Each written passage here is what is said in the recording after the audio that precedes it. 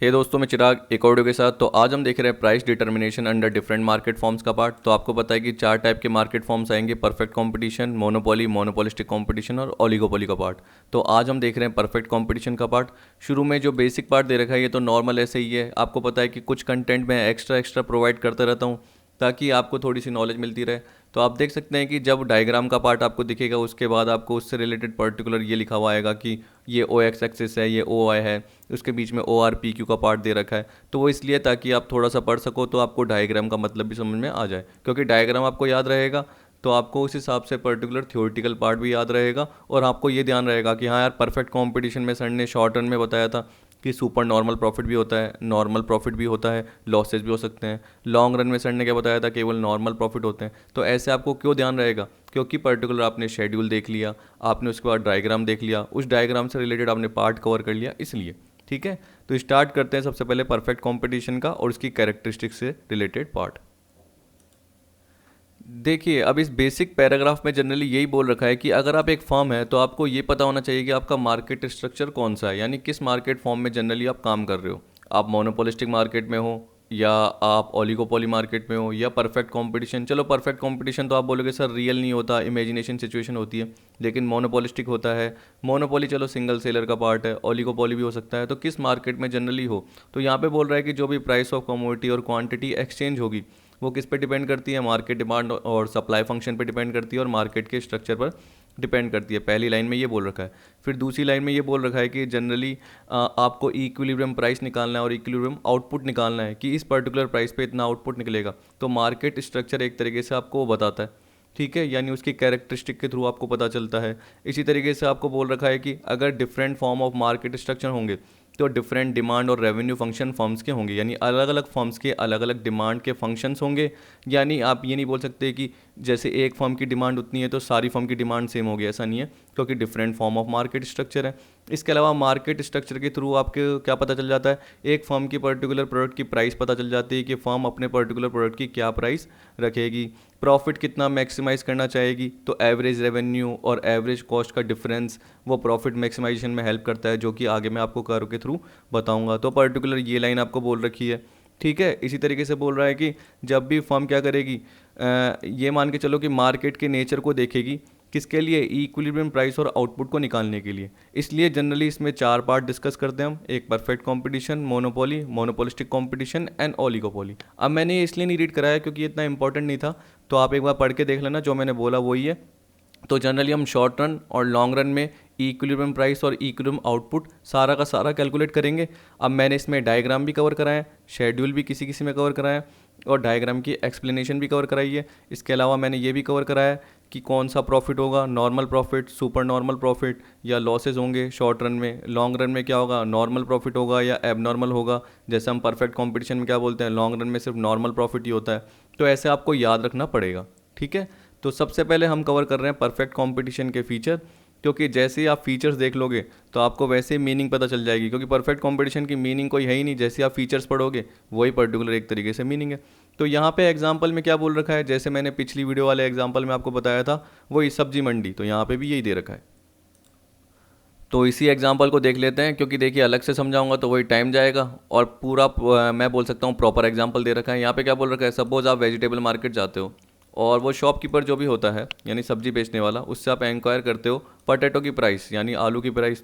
ठीक है, तो आलू उसने बोला 20 रुपीज़ पर केजी। इसी तरीके से आपने बाकी शॉपकीपर्स मतलब बाकी सब्जी वालों से भी पूछा तो उन्होंने भी क्या बोला, 20 रुपीज़ पर केजी। तो आपने क्या नोटिस किया कि लार्ज नंबर ऑफ बायर्स, मतलब उसके अलावा और भी बायर्स हैं। इसी तरीके से और सेलर भी है जिनसे वो पूछ रहा है, मतलब बाकी सारे शॉपकीपर्स भी हैं। तो क्या आ गया पहली characteristic, large number of buyer and seller. इसके अलावा सारे शॉपकीपर क्या कर रहे हैं, प्राइस सेम रख के बैठे हैं। तो मार्केट की फोर्सेस के थ्रू, मतलब डिमांड एंड सप्लाई के थ्रू एक तरीके से उसकी प्राइस डिटरमिन हो रही है, जो कि हमने पिछली वीडियो में भी देख लिया। और आज में क्या करोगे, थोड़ा डिटेल में देख लोगे। फिर आपका तीसरा क्या बोल दिया, प्रोडक्ट की होमोजेनिटी। ऐसे कैसे, क्योंकि जब आप आलू देखते हो तो आपको ये थोड़ी पता चल पाता है कि यार ये इस फील्ड में से आया होगा, यानी इस खेत में से आया होगा या दूसरे खेत में से आया होगा। तो आपको सारे के सारे सेम क्वालिटी के लग रहे होंगे। इसका मतलब सारे सेलर ऑलमोस्ट आपको कुछ घटिया क्वालिटी के दिख जाएंगे इन्फीरियर देखते ही, लेकिन बाकी सारे जो भी आलू, टमाटर, जो भी आप बात करोगे या बाकी जितनी भी सब्जी बात करोगे या वेजिटेबल्स की बात करोगे, वो सारी आपको सेम दिखने लग जाएगी। तो आप कभी भी जज नहीं कर पाओगे कि किस फार्मर के थ्रू आया या किस फील्ड से ये आया है। तो जनरली ये बोल रहा है कि तीन चीज़ें, large number of buyer seller, selling price एक तरीके से सबकी फिक्स है, और प्रोडक्ट होमोजिनिटी, मतलब होमोजीनियस प्रोडक्ट है। होमोजीनियस प्रोडक्ट का मतलब क्या होता है, सारे आइडेंटिकल होते हैं, किसमें, शेप में, साइज में, क्वालिटी में, कलर में। तो जनरली हम क्या बोलते हैं, प्रोडक्ट होमोजिनिटी है। आइडेंटिकल प्रोडक्ट भी बोला जाता है, क्या बोला जाता है, आइडेंटिकल, सेम दिखने वाले, जिसमें एक तरीके से आप डिफरेंस नहीं कर सकते हैं, प्रोडक्ट डिफरेंशिएशन का पार्ट नहीं हो सकता, ठीक है। तो इसलिए देखिए ये बोल रहा है कि in general perfect competitive market में फॉलोइंग कैरेक्टरिस्टिक होती है। तो सबसे पहले कैरेक्टरिस्टिक क्या आ गई, large number of small buyer and seller of a commodity. अब देखिए लार्ज नंबर ऑफ स्मॉल, तो इसका मतलब सारे बायर हैं, बहुत सारे बायर्स हैं, पर वो छोटे छोटे पार्ट में। सेलर्स भी बहुत सारे हैं, लेकिन सबका मार्केट में हिस्सा कितना है, थोड़ा थोड़ा सा है, इसलिए वो अफेक्ट नहीं कर पाएंगे, ठीक है। सेलर कभी भी इन्फ्लुएंस नहीं कर पाएगा बायर को। इसी तरीके से बायर्स भी छोटे छोटे हैं, तो वो सेलर को इन्फ्लुएंस नहीं कर पाएगा कि भाई 20 रुपीज़ के जी की जगह 15 रुपीज़ के जी दे दे।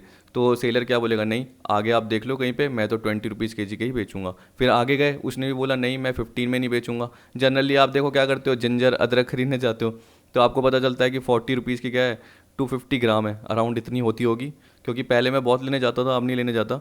तो आपको पता है कि 40 रुपीज़ की 250 ग्राम। आगे भी गए तो उसने भी इतने की दी, उससे आगे वाले ने भी इतनी ही की दी। तो आपको पता है कि सेम ही प्राइस रहती है, तो आप इन्फ्लुएंस नहीं कर पाते हो।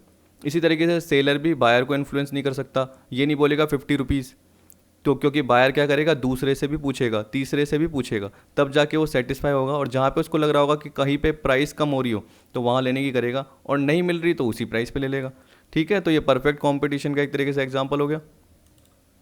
तो देखिए इसमें यही बोल रखा है, there are large number of buyer and seller who compete among themselves. The number is so large that share of each seller in total supply, यानी टोटल मार्केट में जो हर सेलर का हिस्सा है, and the share of each buyer in the total demand is too small.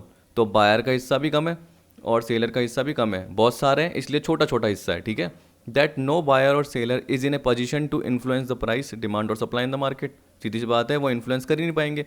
तो किसके through determine होगी, मार्केट की फोर्सेस के थ्रू। जब वो इन्फ्लुएंस नहीं कर पा रहे, इसका मतलब एक तरीके से वो क्या है, हम बोल सकते हैं कि प्राइस टेकर है, ठीक है, प्राइस मेकर नहीं है। बायर सेलर जो भी है वो प्राइस मेकर नहीं है, वो क्या है, प्राइस टेकर है। अब वो प्राइस कहाँ से टेक कर रहा है, इंडस्ट्री के थ्रू। फॉर्म कहाँ से ले रही है, इंडस्ट्री के थ्रू ले रही है, जो कि पिछली वीडियो में आपने देखा। अब होमोजीनियस प्रोडक्ट देखो, मैंने आपको बता दिया कि जब आपको पता है कि होमोजीनियस प्रोडक्ट का मतलब क्या हो गया, कि जो भी फॉर्म्स बेच रही है वो सारे के सारे आइडेंटिकल या same goods, same quality, size, packaging, colour, weight, सब कुछ सेम है, वैसा बेच रही है। तो इसका मतलब क्या हो गया, सारे रेस्पेक्ट में सेम है, तो परफेक्टली सब्सटीट्यूट है। अब आपको जनरली ये देखने को कहाँ पे मिलेंगे, एग्रीकल्चर प्रोडक्ट मिलेंगे। यहाँ पे इसने कुछ रॉ मटेरियल बोल दिया, जैसे copper, iron, cotton, sheet, steel. बोल रहा है कि जनरली ये फेयरली होमोजीनियस होते हैं, ठीक है, याद रखना।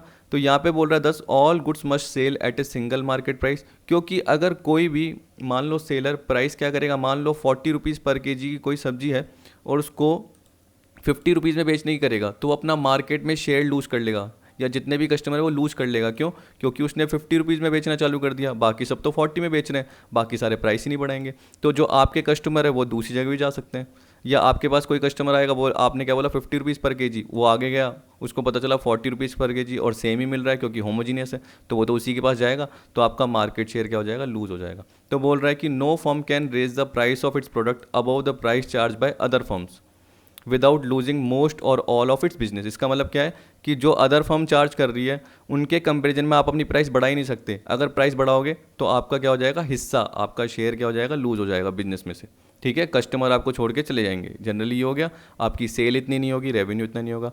इसी तरीके से बायर की भी कोई प्रेफरेंस नहीं है कि मैं पर्टिकुलर इसी डीलर के पास जाऊँ और इस वाले डीलर के पास नहीं जाऊँ, वो उसके ऊपर है कि जनरली वो किस सेलर के पास जा रहा है, ठीक है। तो यहाँ पे बोल रहा है buyer have no preference as between different seller and as between different unit of commodity offer for sale. तो सेलर जो भी बेच रहे हैं, बायर किसी के पास भी जा सकता है, बायर हर जगह पे इनडिफरेंट है, मतलब इक्वल है, वो किसी से भी खरीद सकता है, उसकी मर्जी है, ठीक है। तो बायर भी इन्फ्लुएंस नहीं कर पा रहा, ठीक, बायर किसी को प्रेफर नहीं कर रहा, बायर कहीं पे भी जाके परचेज कर सकता है।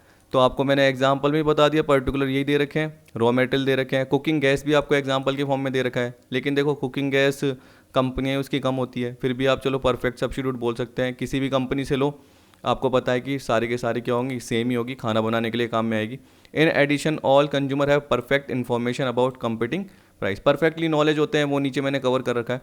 तीसरा क्या आ गया आपका, और देखिए यहाँ पे मैंने होमोजीनियस में कवर कर रखा है, जो मैंने आपको बता रखा है कि क्या होता है कि सारी जो भी यूनिट होती है वो आइडेंटिकल होती है, साइज में, शेप में, कलर में, वेट में।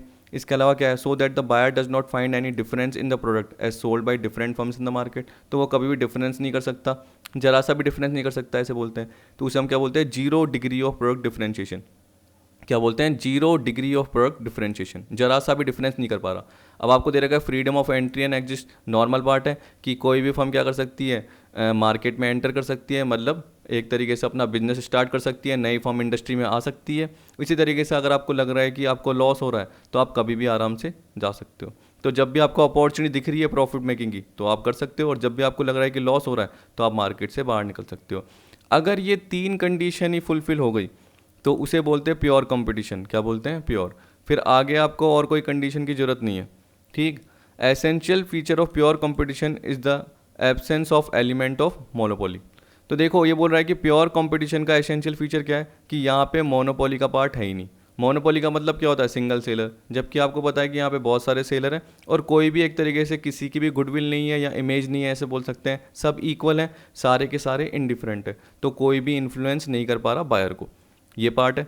तो यहाँ पे हम बोल सकते हैं मोनोपोली का एलिमेंट नहीं है। Consequently business combination of monopolistic nature are not possible. इसी तरीके से बोल दिया कि कोई मोनोपोलिस्टिक कंपटीशन का पार्ट भी नहीं है, कि कुछ सेलर है जिनका हिस्सा एक तरीके से हम बोल सकते हैं कि बहुत अच्छा है, वो अपनी गुडविल के थ्रू या प्रोडक्ट डिफरेंशिएशन के थ्रू काम कर रहे हैं, ऐसा हो ही नहीं सकता। क्यों? क्योंकि प्रोडक्ट डिफरेंशिएशन है ही नहीं, जीरो डिग्री है, होमोजीनियस प्रोडक्ट है। तो इस केस में हम क्या बोलेंगे, जब भी 3 फीचर होंगे तो प्योर कंपटीशन होगा, पर 3 फीचर के अलावा जो और आगे मैं बताऊंगा अगर वो भी हो गए तो क्या हो जाएगा, परफेक्ट कंपटीशन हो जाएगा, ठीक है। तो अगर सिर्फ ये 3 फीचर कौन कौन से, large number of buyer seller, homogeneous product और freedom of entry and exist, ये है तो हम क्या बोलेंगे, प्योर। लेकिन उसके साथ साथ और सारे जुड़ गए, जैसे परफेक्ट नॉलेज, लो ट्रांसपोर्टेशन या ट्रांजैक्शन कॉस्ट बोल सकते हो, इंडिपेंडेंट डिसीजन मेकिंग आ गया, प्राइस टेकर का पार्ट आ गया, परफेक्ट मोबिलिटी आ गई। तो जैसे ये सारा पार्ट आ जाता है तो हम क्या बोलेंगे, जनरली क्या बोलेंगे कि ये परफेक्ट कॉम्पिटिशन का पार्ट है, ठीक। तो 4th कैरेक्टरिस्टिक देख लेते हैं, क्या बोल रहा है, परफेक्ट नॉलेज। यानी देखिए, जैसे क्या करते हो, आप भी मार्केट में जाते हो तो जनरली क्या होता है कि आपके घर वालों को भी पता रहता है कि हाँ आपको मार्केट में इसकी प्राइस पता होगी किसी पर्टिकुलर गुड्स की, लेकिन रियल में रैशनल नहीं होते हम। लेकिन यहाँ पे क्या बोल रखा है कि आप रैशनल पर्सन हो तो आपको सारी नॉलेज है मार्केट की, कि गुड्स का नेचर क्या होगा, गुड्स की प्राइसेस क्या होगी, ठीक है, कितना एक तरीके से क्वांटिटीज़ हमें परचेज करनी है, वो सारा आपको पता है, परफेक्ट नॉलेज है। तो यहाँ पे ये बोल दिया। 5th पॉइंट में क्या बोल दिया, वेरी लो ट्रांजैक्शन कॉस्ट। क्यों? क्योंकि जनरली देखो बायर को है ना सारा का सारा एक ही जगह मिल रहा है, तो उसको ये नहीं कि दूरी तय करनी पड़ रही है, तो कोई भी ट्रांसपोर्टेशन कॉस्ट नहीं लग रही, तो बहुत कम लो ट्रांजैक्शन कॉस्ट है। अगर आप देखते हो कि आपके घर के पास में मार्केट है जिसमें सारी चीज़ें अवेलेबल हो जाती है, तो आपको दूर जाने की ज़रूरत नहीं होती, तो आपकी ट्रांसपोर्टेशन कॉस्ट नहीं लगती। तो वैसे यहाँ पे क्या बोल दिया, अगर परफेक्ट कंपटीशन में सब्जी मंडी है, मान लो बहुत सारे सब्जी बेचने वाले हैं, वेंडर्स हैं बहुत सारे, तो आपको ये थोड़ी एक जगह से दूसरी जगह गाड़ी करनी पड़ेगी, नहीं, ठीक है, या आपको ट्रांसपोर्ट का चार्जेस लगेगा, नहीं। तो यहाँ पे एक तरीके से आप सेलर आराम से ढूंढ सकते हो, तो आपका कोई एक्स्ट्रा चार्जेस नहीं लगेगा। तो यहाँ पे बोल रहा है लो ट्रांजैक्शन कॉस्ट होती है, buyer and sellers do not have to spend much time and money to finding each other and entering into transaction. न सेलर को बायर्स को ढूंढना पड़ता है क्योंकि वो खुद आ जाते हैं, इसी तरीके से न बायर को सेलर्स को ढूंढना पड़ता है क्योंकि बायर को पता है कि सेलर कहाँ पे है और सारे एक ही जगह पे अवेलेबल है। तो एक तरीके से वो कहीं से भी किसी भी सेलर से परचेज कर सकता है। इंडिपेंडेंट डिसीजन मेकिंग का मतलब क्या होता है कि देखिए, अगर आप ओलिगोपोली पढ़ेंगे तो उसमें जनरली क्या होता है, कुछ ही सेलर होते हैं, लेकिन सारे सेलर का हिस्सा बहुत बड़ा होता है। कुछ ही सेलर होते हैं तो वो आपस में क्या करते हैं, कभी कभी ट्रस्ट बना लेते हैं, कार्टेल बना लेते हैं कि एक पर्टिकुलर प्राइस तो सेट हो जाए, क्योंकि उसमें रिगिडिटी होती है। क्या होती है कि क्या प्राइस होगी पता नहीं रहती है ओलिगोपोली में। जबकि यहाँ पे तो हम क्या बोलेंगे, मार्केट की डिमांड और सप्लाई, ये सप्लाई का पार्ट है और डिमांड है। तो मार्केट मतलब इंडस्ट्री की डिमांड सप्लाई के थ्रू आपकी प्राइस तय होगी, जनरली ये मैंने आपको बताया था। तो इस केस में क्या है, अलग अलग फर्म्स होगी, वो अपना इंडिपेंडेंट डिसीजन ले सकती है। तो बोला there is no agreement between different firms, तो सारी फर्म्स मतलब क्या हो गया, इंडस्ट्री और जो सिंगल फर्म है उसके बीच में कोई एग्रीमेंट नहीं होता। हाँ बस ये है कि आपको पता है कि सारी फर्म्स जो प्राइसेस एक तरीके से सेट कर रही है, जहाँ इक्विलिब्रियम में आ रही है, वो पर्टिकुलर प्राइसेस सेट हो रही है। ये नहीं कि 10 फर्म में मिल गई उन्होंने सेट कर दिया, ऐसा कुछ नहीं है यहाँ पे बोल रहा है। इन other words firm do not form trust और कार्टेल। परफेक्ट कॉम्पिटिशन में जनरली क्या होगा, ऑप्टिमम लेवल ऑफ आउटपुट होगा। अब आपको पता है कि ऑप्टिमम लेवल ऑफ आउटपुट कहाँ होता है, जनरली जहाँ पे एवरेज कॉस्ट आपकी क्या होती है, लोवेस्ट आती है, जो मैंने आपको पिछली वीडियो में बताया। और आपको पता है कि यहाँ पे परफेक्ट कंपटीशन का पार्ट है, तो आप अपनी प्राइस हाई भी नहीं कर सकते हो, तो लोवेस्ट लेवल ऑफ प्राइस होगा, यानी जहाँ पे एक तरीके से आप क्या कर रहे हो, सिर्फ नॉर्मल प्रॉफिट कमा रहे हो। लॉन्ग रन की बात कर रहा है नॉर्मल, ये किसकी बात कर रहा है, क्योंकि शॉर्ट रन में तो आप तीनों कमाओगे, ठीक है। इसलिए बोला दस perfect competition facilitate highest output and lowest price compared with any other form of the market. तो जनरली आपको पता है कि यहाँ हाईएस्ट आउटपुट की बात होगी और लोएस्ट प्राइस की बात होगी। लोएस्ट प्राइस क्यों, क्योंकि बहुत सारी फॉर्म्स हैं, तो एक तरीके से आप इन्फ्लुएंस नहीं कर सकते हो, तो आप ज़्यादा प्राइस नहीं रख सकते हो, मार्केट की फोर्सेस के थ्रू आप अपनी प्राइस डिटरमिन करोगे। फिर आपको बोल दिया परफेक्ट मोबिलिटी। इसका मतलब क्या है, आपके जो फैक्टर ऑफ प्रोडक्शन मतलब लेबर जो भी काम कर रहे हैं इंडस्ट्री में, जिस फर्म में काम कर रहे हैं, तो एक फर्म से दूसरे फर्म में आराम से मूव हो सकते हैं। तो उस केस में क्या होगा, जो भी कॉस्ट होगी वो आपकी इक्वल लगेगी। कॉस्ट इक्वल लगेगी तो गुड्स की प्राइसेस भी इक्वल तय हो जाएगी। जनरली यही होता है, तभी यहाँ पे बोल दिया accordingly uniform factor price prevail in the market. मतलब लेबर जो चार्जेस ले रहा है एक मार्केट में वही लेगा और दूसरे मार्केट में भी वही चार्जेस लेगा। इसका मतलब आपको आराम से अवेलेबल हो जाएगा, क्योंकि परफेक्ट मोबिलिटी है फैक्टर की, ठीक है। मशीनरीज आपको आराम से अवेलेबल हो जाएगी, ये बोल रहा है। प्राइस टेकर्स, प्राइस टेकर्स का मतलब आपको पता है कि जनरली सारी फर्म इंडिविजुअली क्या है, प्राइस टेकर होती है, जो कि किसके थ्रू लेती है, मैंने बताया मार्केट फोर्सेस के थ्रू, जो कि किसके थ्रू होता है, टोटल डिमांड और टोटल सप्लाई के थ्रू, ठीक है। ये बोला assumption of price taking applies to consumer as well. Consumer भी क्या करेगा, जो प्राइस तय हुई है उसके हिसाब से खरीदेगा, क्योंकि आपको पता है कि अगर वो बोलेगा कि भाई 20 रुपीज़ पर के जी की जगह 10 रुपीज़ कर दें, तो सेलर करेगा क्या, नहीं करेगा, क्योंकि उस सेलर को पता है कि और कस्टमर भी आ जाएंगे, तो मुझे उसकी ज़रूरत नहीं है कि मैं उसको बार बार बुलाऊंगा, इधर आ भाई ये ले जा 10 रुपीज़ पर के जी में, ऐसा कोई ज़रूरत होगी ही नहीं। When there is perfect knowledge and perfect mobility, if any seller try to raise his price above that charge by others he would lose his customers. मैंने आपको बताया था ऊपर एग्जाम्पल में कि वो अपने कस्टमर लूज कर सकता है। अब यहाँ पे देखो आपको एग्जाम्पल दे रखे हैं एग्रीकल्चर प्रोडक्ट। अब देखिए ये बोल रहा है कि कभी कभी आपने पढ़ा होगा कि कभी कभी क्या, वैसे ही आपको पता है कि परफेक्ट कंपटीशन में बहुत सारे एग्जाम्पल जो होते हैं वो आपको मिथ लगेंगे, मतलब झूठ लगेंगे, अफवाह लगेंगे कि परफेक्ट कंपटीशन तो इमेजिनरी सिचुएशन है, पर रियल लाइफ में कभी कभी आपको दिख जाता है, जैसे एग्रीकल्चरल प्रोडक्ट्स, ठीक है, क्योंकि आपको ज़्यादातर क्वालिटी में सेम लगते हैं। Financial instrument, stock, bonds, foreign exchange. लेकिन देखो मैं भी बोलता हूँ कि कंपनी के हिसाब से भी डिपेंड करता है, तो थोड़ा सा फ़र्क होता है, लेकिन कभी कभी क्या बोलोगे, सबकी वैल्यूज ही सेम दिख रही होती है, स्टॉक, बॉन्ड्स, फॉरेन एक्सचेंज की, तो आप कन्फ्यूजन में रहते हो कौन से परचेज किया जाए। वैसे आपको पता है कि जब आप ज्वेलरी मार्केट में गए, जहाँ पे लाइन से कर अराउंड 30-40 शॉप है, तो आपको पता है कि एक तरीके से वहाँ पे गोल्ड, सिल्वर, प्लेटिनम कहीं से भी आप परचेज करो तो सबकी क्वालिटी आपको सेम ही लगेगी।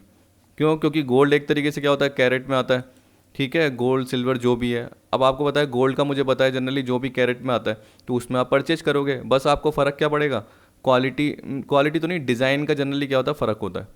तो यहाँ पे हम बोल सकते हैं कि डिज़ाइन भी आपको सेम मिल सकती है लेकिन मुश्किल है।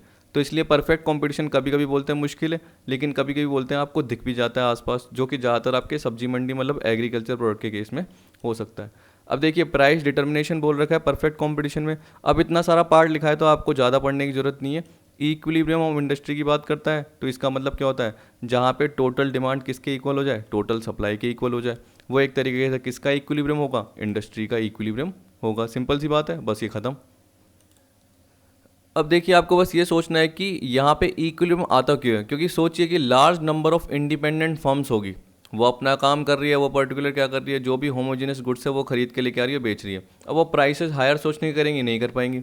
प्राइसेस लोएस्ट करने की करेगी तो दूसरी फर्म्स भी क्या कर देंगी, लोएस्ट करेंगी, तो हाईएस्ट तो कर ही नहीं पाएंगी। हाईएस्ट कर पाएंगी तो अपने मार्केट में हिस्सा खोलेगी, क्योंकि कस्टमर आएंगे ही नहीं। तो बस नॉर्मल सा आपको क्या सोचना है कि बोला large number of independent firm है, सारे क्या कर रहे हैं, होमोजेनियस प्रोडक्ट दे रहे हैं, तो उस केस में क्या होगा, कंपटीशन होगा उनके बीच में। तो उस केस में अपने आप क्या है, आपको पता है कि जब आपस में कंपटीशन बहुत सारा लगा पड़ा है तो वो प्राइसेस क्या है, कम ही नहीं कर सकते और प्राइसेस बढ़ाने की सोच भी नहीं सकते हैं, क्योंकि प्राइसेस कम करेंगे दूसरे राइवल फर्म भी क्या करेगी, प्राइस कम कर देगी, और प्राइस बढ़ाने की सोचेंगे तो अपना मार्केट में हिस्सा लूज कर देंगे। तो यहाँ पे ये बोल दिया कि when the total output of industry is equal to total demand. Total output of industry मतलब क्या हुआ, इंडस्ट्री ने जो टोटल सप्लाई निकाला है, जो टोटल गुड्स प्रोड्यूस किया है, तो वो किसके, कंज्यूमर की डिमांड के इक्वल आ रहा है। तो we say that the industry is in equilibrium, the price then prevailing is equilibrium price. A firm is said to be in equilibrium when it is maximising its profit and has no incentive to expand और contract production. तो इसका मतलब क्या है, firm कब equilibrium में कहलाएगी, देखो फर्म की बात नहीं कर रहा अभी, तो इंडस्ट्री की बात कर रहा हूँ, ये तो बीच में लाइन आ गई। तो फर्म कब कहलाएगी, जब फर्म अपना प्रॉफिट मैक्सिमाइज कर रही है और फर्म को कोई आगे इंसेंटिव ही नहीं मिल रहा, मतलब कोई आगे बेनिफिट ही नहीं दिख रहा कि फालतू में एक्सपांड करे, या अपना प्रोडक्शन को कॉन्ट्रैक्ट कम कर दें, तो उनको पता है कि यही मैक्सिमम आउटपुट है, यही इक्विलिब्रियम आउटपुट है। तो वो तो फर्म के लिए, लेकिन इंडस्ट्री का मतलब क्या हो गया, जहाँ पे ये पार्ट आ गया। ठीक है, ये आपने देखा था। तो ये आपको यही दे रखा है मार्केट की फोर्सेस के थ्रू, और डिमांड सप्लाई का आपको पार्ट दे रखा है। अब देखिए, मैंने आपको इसलिए कवर करा रखा है ताकि आप एक्स्ट्रा पढ़ सको, नहीं तो ये मैं कवर करवाता ही क्यों, क्योंकि नीचे भी फिर मैंने कवर कर रखा है। फिर मैंने इसके साथ यहाँ पे देखो क्या कर रखा है, जैसे फॉर्म कर रखा है, ये सॉरी इंडस्ट्री कर रखा है, फिर इधर मैंने फॉर्म भी बना रखा है। अभी अभी देखना आपका आएगा नीचे। तो यहाँ पे देखो वही ओ पी इक्विलिब्रियम प्राइस है, आप देख सकते हो, और ओ क्यू क्या है, इक्विलिब्रियम क्वांटिटी है, जहाँ पे जिस प्राइस पे पर्टिकुलर हम बोलेंगे कि वो गुड्स एक तरीके से जो भी फर्म्स है वो बेचने की करेगी। ठीक है, तो ये इंडस्ट्री की इक्विलिब्रियम प्राइस आ गई। The equilibrium price is the price at which both demand and supply equal. Therefore, no buyer who wanted to buy at that price goes dissatisfied, and none of the seller is dissatisfied that he could not sell his good at that price. तो इसका मतलब क्या हुआ कि कोई भी dissatisfied नहीं होगा, ना सेलर होगा। सेलर ये सोच रहा होगा कि यार मैं तो कम पे बेच पा रहा हूँ, ऐसा नहीं है, वो उसी प्राइस पे बेच पा रहा है, तो वो कभी भी डिससेटिस्फाइड नहीं होगा। इसी तरीके से बायर ये भी नहीं बोलेगा कि यार मैंने ज़्यादा प्राइसेस दे दी, नहीं, वो सोचेगा कि नॉर्मल प्राइसेस हैं, तो वो अपने आप मार्केट की फोर्सेस के थ्रू आइए। ठीक है, तो जनरली बोल रहा है कि ये नोटिस किया जाना चाहिए कि if the prices were to be fix at any other level, higher और lower demand remaining the same, there would be not be equilibrium in the market. अच्छा, तो ये बोल रहा है जनरली, अगर आप मान के चलो कि सप्लायर ने अपनी सप्लाई बढ़ा दी, तो इक्विलिब्रियम, अब अगर इन्हें ये बोल रहा है कि डिमांड सेम ही है, तो यहाँ पे वो जा ही नहीं पाएगा, क्योंकि डिमांड तो यहीं पे ही है। ठीक है, और सप्लायर सप्लाई यहाँ करके बैठा है। अब इस कर्व को एक बार भूल जाओ माइंड में, तो इक्विलिब्रियम तो यहाँ मिलना चाहिए, लेकिन डिमांड क्या है, बढ़ ही नहीं रही, तो सप्लायर को वापस से पीछे आना पड़ेगा। क्या आना पड़ेगा, पीछे आना पड़ेगा।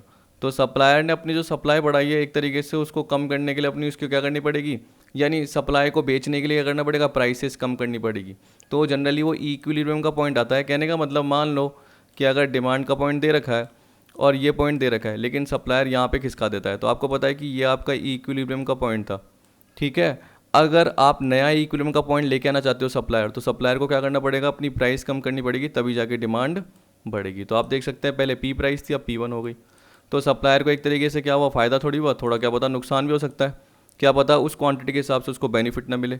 तो एक तरीके से इक्विलिब्रियम शिफ्ट भी हो सकता है। अगर डिमांड शिफ्ट हो रही है, तो बोल रहा है यहाँ पे डिमांड शिफ्ट ही नहीं हो रही, तो उस केस में इक्विलिब्रियम मिलेगा ही नहीं। यहाँ पे क्या बोल दिया, it may be notice that if price were to be fixed at any other level, किसी भी दूसरे लेवल पे, चाहे हायर हो चाहे लोअर हो, और डिमांड सेम है, तो उस केस में इक्विलिब्रियम आएगा ही नहीं। इसका मतलब डिमांड को भी आपको फ्लक्चुएट करनी पड़ेगी, तब जाके ही इक्विलिब्रियम आएगा। Likewise if the quantities of goods were greater और smaller than demand, there would not be equilibrium. इस तरीके से बोल दिया कि अगर आपने जो ये क्वांटिटी का पार्ट है, जनरली बोल दिया कि इसको इधर उधर कर दिया, ठीक है, और प्राइसेस के पार्ट को शिफ्ट नहीं करा और प्राइस को कांस्टेंट रख दिया, तब भी नहीं आएगा। तो प्राइस को भी आपको ऊपर नीचे करना पड़ेगा, तब जाके ही आपको नया इक्विलिब्रियम मिलेगा। जैसे अभी मैंने क्या करा, प्राइस कम करी, तब जाके ही मुझे नया इक्विलिब्रियम मिला, चाहे मैंने गुड्स को शिफ्ट कर दिया तब भी।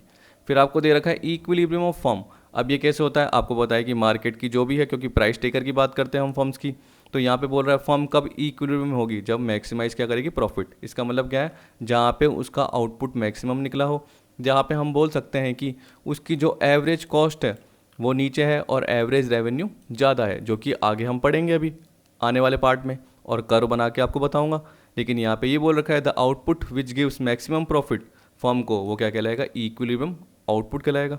तो इसका मतलब क्या है, इक्विलिब्रियम पोजीशन में फर्म को कोई भी एक्स्ट्रा इंसेंटिव नहीं मिलता कि वो आउटपुट और बढ़ाए, वो वहीं पे आके रुक जाती है, या आउटपुट को कम करे, ऐसा कोई भी इंसेंटिव नहीं मिलता, वही उसका मैक्सिमम आउटपुट होता है। क्योंकि फर्म कॉम्पिटिटिव मार्केट में प्राइस टेकर होती है, ना कि प्राइस मेकर, तो उसको एक तरीके से क्या करना पड़ता है, अपनी प्राइस को एडजस्ट करना पड़ता है और इंडस्ट्री की प्राइस लेनी पड़ती है।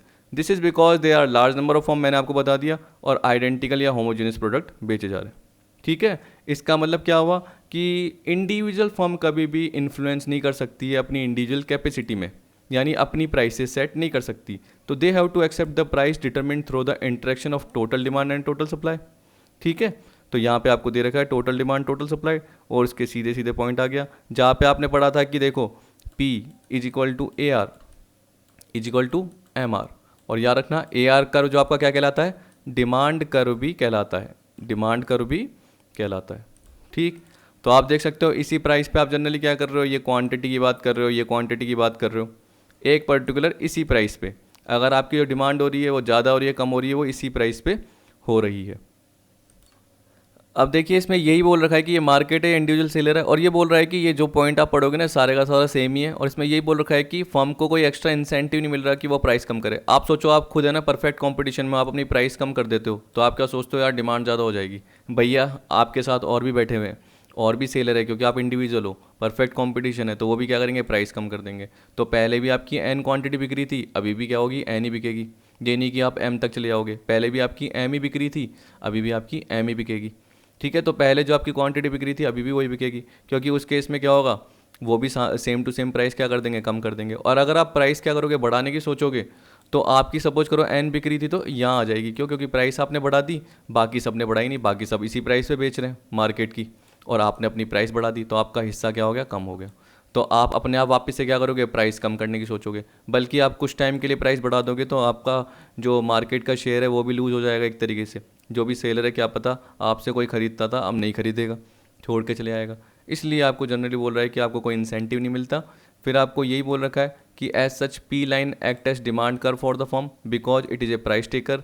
The demand curve D facing an individual competitive firm is given by a horizontal line at the level of market price set by the industry. In other words, demand curve of each firm is perfectly elastic, जो कि एक तरीके से horizontal price line आती है. Since price is given, a competitive firm has to adjust its output to the market price so that it earns maximum profit. ठीक, अब इसी का आपको डिमांड शेड्यूल भी मैंने कवर कर रखा है, पर देखिए कि यहाँ पे यही बोल रखा है कि एक तरीके से उनको यही प्राइस सेट करनी पड़ेगी, क्योंकि ये डिमांड कर्व दे रखा है, और ये एक तरीके से हॉरिजॉन्टल लाइन आपको बता रखी थी। ठीक है, अब चलिए नीचे चलते हैं। फिर देखो ये पार्ट आपको दे रखा है, तो अब जानबूझ के इच्छा हो रही थी इसलिए कवर कर दिया।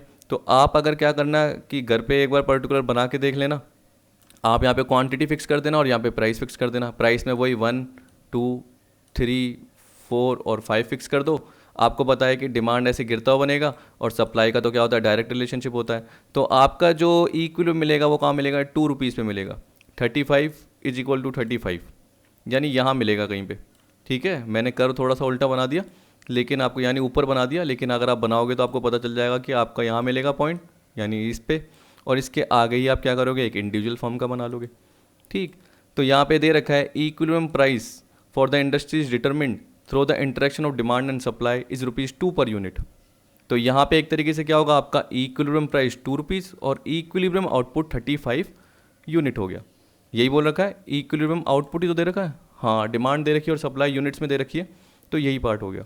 अब देखिए मैं क्या करता हूँ कि पर्टिकुलरली पढ़ाता हूँ, तो ये नहीं कि मैं कोई पूरी स्टडी करता हूँ, तो देख लेता हूँ, इसलिए मैं आपके डायग्राम वाइग्राम नहीं देखता। तो प्राइस देख लिए 2 रुपीज़ 2 रुपीज़ 2 रुपीज़ ये दे रखा है, क्वांटिटी सोल्ड दे रखी है, तो 2 × 8 16। एवरेज रेवेन्यू देखो आपको पता है कैसे आएगा, 16/P। आपको कल बताया था, कल क्या यानी पिछली वीडियो में बताया था, टोटल रेवेन्यू अपॉन मैंने गलती से प्राइस बोल दिया क्या, नहीं, टोटल रेवेन्यू अपॉन क्वांटिटी 16/8, 18/9, 20/10, तो आपका एवरेज रेवेन्यू आ जाएगा। मार्जिनल रेवेन्यू देखिए, देखो 16 से 18, 18 से 20, 20 से 22, 20 से 24, तो मार्जिनल रेवेन्यू आपका कांस्टेंट है, तो आपको पता चल गया परफेक्ट कंपटीशन का पार्ट है। ठीक है, यहाँ पे यही बोल रखा है कि एवरेज रेवेन्यू, प्राइस और मार्जिनल रेवेन्यू क्या है, इक्वल टू ₹2 है, P, AR और MR। तो ये किस में होता है, परफेक्टली कॉम्पिटिटिव मार्केट में होता है, जहाँ पे फर्म्स क्या होती है, प्राइस टेकिंग होती है। तो उस केस में जनरली क्या होगा, एवरेज रेवेन्यू और मार्जिनल रेवेन्यू भी किसके बराबर होगा, प्राइस के इक्वली होगा। As a result when the firm sells an additional unit its total revenue increases by an amount equal to its price. तो जब भी फर्म क्या करेगी, एडिशनल यूनिट बेचेगी, तो जो भी एडिशनल रेवेन्यू होगा यानी मार्जिनल रेवेन्यू, वो किसके बराबर होगा, प्राइस के बराबर ही होगा। तो AR is equal to MR is equal to price. अब आ रहा है हमारा condition for equilibrium of firm. तो ये भी जनरली आपने कहीं ना कहीं पढ़ा होगा कि 2 कंडीशन होती है, एक तो marginal revenue is equal to marginal cost होना चाहिए, और दूसरा ये बोल रहा है कि जो भी मार्जिनल कॉस्ट का पार्ट जाता है वो मार्जिनल रेवेन्यू को नीचे से कट करना चाहिए, बिलो से। ठीक है, बिलो द बेल्ट। तो यहाँ पे देखिए मैंने जैसे एक कर्व बनाया मान के चलो, और देखिए आपको पता है कि जो MR कर्व होता है वो किसके बराबर होता है, P is equal to A R is equal to M R. देखिए अब मैंने कर्व देखा भी नहीं और मैंने ये पर्टिकुलर पॉइंट पढ़े भी नहीं, लेकिन फिर भी मुझे पता है इसमें क्या दे रखा होगा। मैंने जो टिक टिक लगाए हैं जनरली मैं क्या लगाता हूँ कि जो मुझे मोस्ट लगते हैं, मैं ये पूरा नहीं पढ़ता क्योंकि मुझे पता है कि आप जो एग्जाम में पढ़ोगे तो ऊपर ऊपर का पॉइंट ही पढ़ के जाओगे। तो यहाँ पे आप देख सकते हो कि इस तरीके से आपका मार्जिनल कॉस्ट का कर्व जाता है। जनरली यू शेप बनता है, पूरा का पूरा यू नहीं बनता तो थोड़ा सा बना देते हैं, लेकिन देखो यहाँ पे भी कट कर रहा है और यहाँ पे भी कट कर रहा है। लेकिन मैंने क्या बोला कि marginal revenue equal to marginal cost, तो यहाँ पे भी हो रहा है और यहाँ पे भी हो रहा है। लेकिन दूसरी कंडीशन क्या बोली कि marginal cost curve should cut M R curve from the below, तो कहाँ से, यहाँ से कटेगा। ये तो ऊपर से काट रहा है और नीचे जा रहा है, तो कॉस्ट तो और कम हो रही है। जब कॉस्ट और कम हो रही है तो एडिशनल यूनिट बेचने का आपको प्रोत्साहन मिलेगा, यानी आप एक तरीके से आगे बढ़ोगे, आगे बढ़ोगे, बढ़ते जाओगे और यहाँ पे आके रुकोगे, क्योंकि इसके बाद आपकी मार्जिनल कॉस्ट बढ़ रही है। यहाँ से तो आपकी कम होना चालू हो रही है, तो कम होना चालू हो रही है तो अच्छी बात। तो आपको पता है कि जब तक marginal revenue equal to marginal cost नहीं होता तब तक आप जनरली क्या बोलते हो कि और आउटपुट बढ़ाओ, और आउटपुट बेचो, और आउटपुट बेचो। तो जनरली यही कंडीशन आपको दे रखी है। तो इक्विलिब्रियम के लिए याद रख लेना, जब भी हम इक्विलिब्रियम आउटपुट निकालते हैं, याद रखना जब भी आउटपुट निकालते हैं तो हमेशा इसके थ्रू निकालते हैं, इसके थ्रू और इसके थ्रू, कि जो मार्जिनल कॉस्ट है वो नीचे से कट करने वाला होना चाहिए। ठीक, अब देखिए मैंने जो बोला वही दे रखा है इसमें कि if marginal revenue is greater than marginal cost there is always an incentive for the firm to expand it production further and gain by selling additional unit, क्योंकि आप एडिशनल यूनिट के लिए एक तरीके से अट्रैक्ट होते जाओगे। ठीक है ना, सीधी सी बात है। और ये बोल रहा है कि अगर मार्जिनल रेवेन्यू मार्जिनल कॉस्ट से कम हो तो उस केस में क्या करना पड़ेगा, फर्म को अपना आउटपुट क्या करना पड़ेगा, रिड्यूस करना पड़ेगा, क्योंकि मार्जिनल रेवेन्यू कम है और मार्जिनल कॉस्ट ऊपर आ गई। तो उस केस में फर्म को अपना आउटपुट कम करना पड़ेगा। Since an additional unit adds more to cost, क्योंकि marginal cost is greater than marginal revenue हो रहा है, उल्टा नहीं हो रहा, बल्कि क्या हो रहा है, मार्जिनल कॉस्ट ज़्यादा हो रही है और मार्जिनल रेवेन्यू क्या हो रहा है, कम हो रहा है। तो उस केस में तो आपका लॉस ही हो रहा है। ठीक है, तो profit are maximum only at the point where marginal revenue is equal to marginal cost, because the demand curve facing a competitive firm is horizontal. Demand curve का मतलब क्या हो गया, P is equal to M R is equal to A R, जो generally आपको पता है। The general rule for profit maximization can be simplified. A perfectly competitive firm should choose its output so that marginal cost equal price. तो एक तरीके से यहाँ पे बोल दिया। सेकंड पॉइंट में क्या बोल दिया कि बिलो से कट करना चाहिए, the marginal cost curve should cut M R curve from below. In other words marginal cost should have a positive slope. तो पॉजिटिव स्लोप मतलब क्या हो गया, बढ़ते हुए रहना चाहिए। ठीक है, एडिशनल आउटपुट के साथ जो कॉस्ट है देखो पॉजिटिव स्लोप, तो बढ़ता हुआ जा रहा है। तो यहाँ पे आपको दे रखा है short run profit maximisation by a competitive firm. तो ऊपर जो हमने पढ़ा सेम यहाँ पे आपको दे रखा है कि जो प्राइस डिसाइड हुई उसके थ्रू P is equal to A R is equal to M R decide हो गया, ये तो हमें पता चल गया। फिर उसके बाद हमने क्या करा, मार्जिनल कॉस्ट का पार्ट बनाया। तो आपको नीचे देखना यहाँ पे यही पॉइंट दे रखा होगा, जो डायग्राम को समझा रखा होगा। तो यहाँ पे बोल रखा होगा कि OQ1 और OP आपकी एक तरीके से क्या है, जहाँ पे मार्जिनल रेवेन्यू इक्वल टू क्या है, मार्जिनल कॉस्ट है, और इधर भी है। तो आपको दो पॉइंट दे रखा होगा, एक तो आपको बोल रखा होगा TQ1 और एक आपको बोल रखा होगा RQ2। लेकिन आप कहाँ पे आके रुकोगे, यहाँ पे आके रुकोगे, क्योंकि marginal revenue equal to marginal cost ही पहली कंडीशन पूरा होना जरूरी नहीं है। यानी पहली तो जरूरी है लेकिन दूसरी कंडीशन होना भी ज़रूरी है, यानी दोनों साथ होना ज़रूरी है कि नीचे से कट करना चाहिए। तो यहाँ पे यही दे रखा है। एक बार थोड़ा सा इसको कम कर दिया, अब आपको दिख जाएगा। हाँ,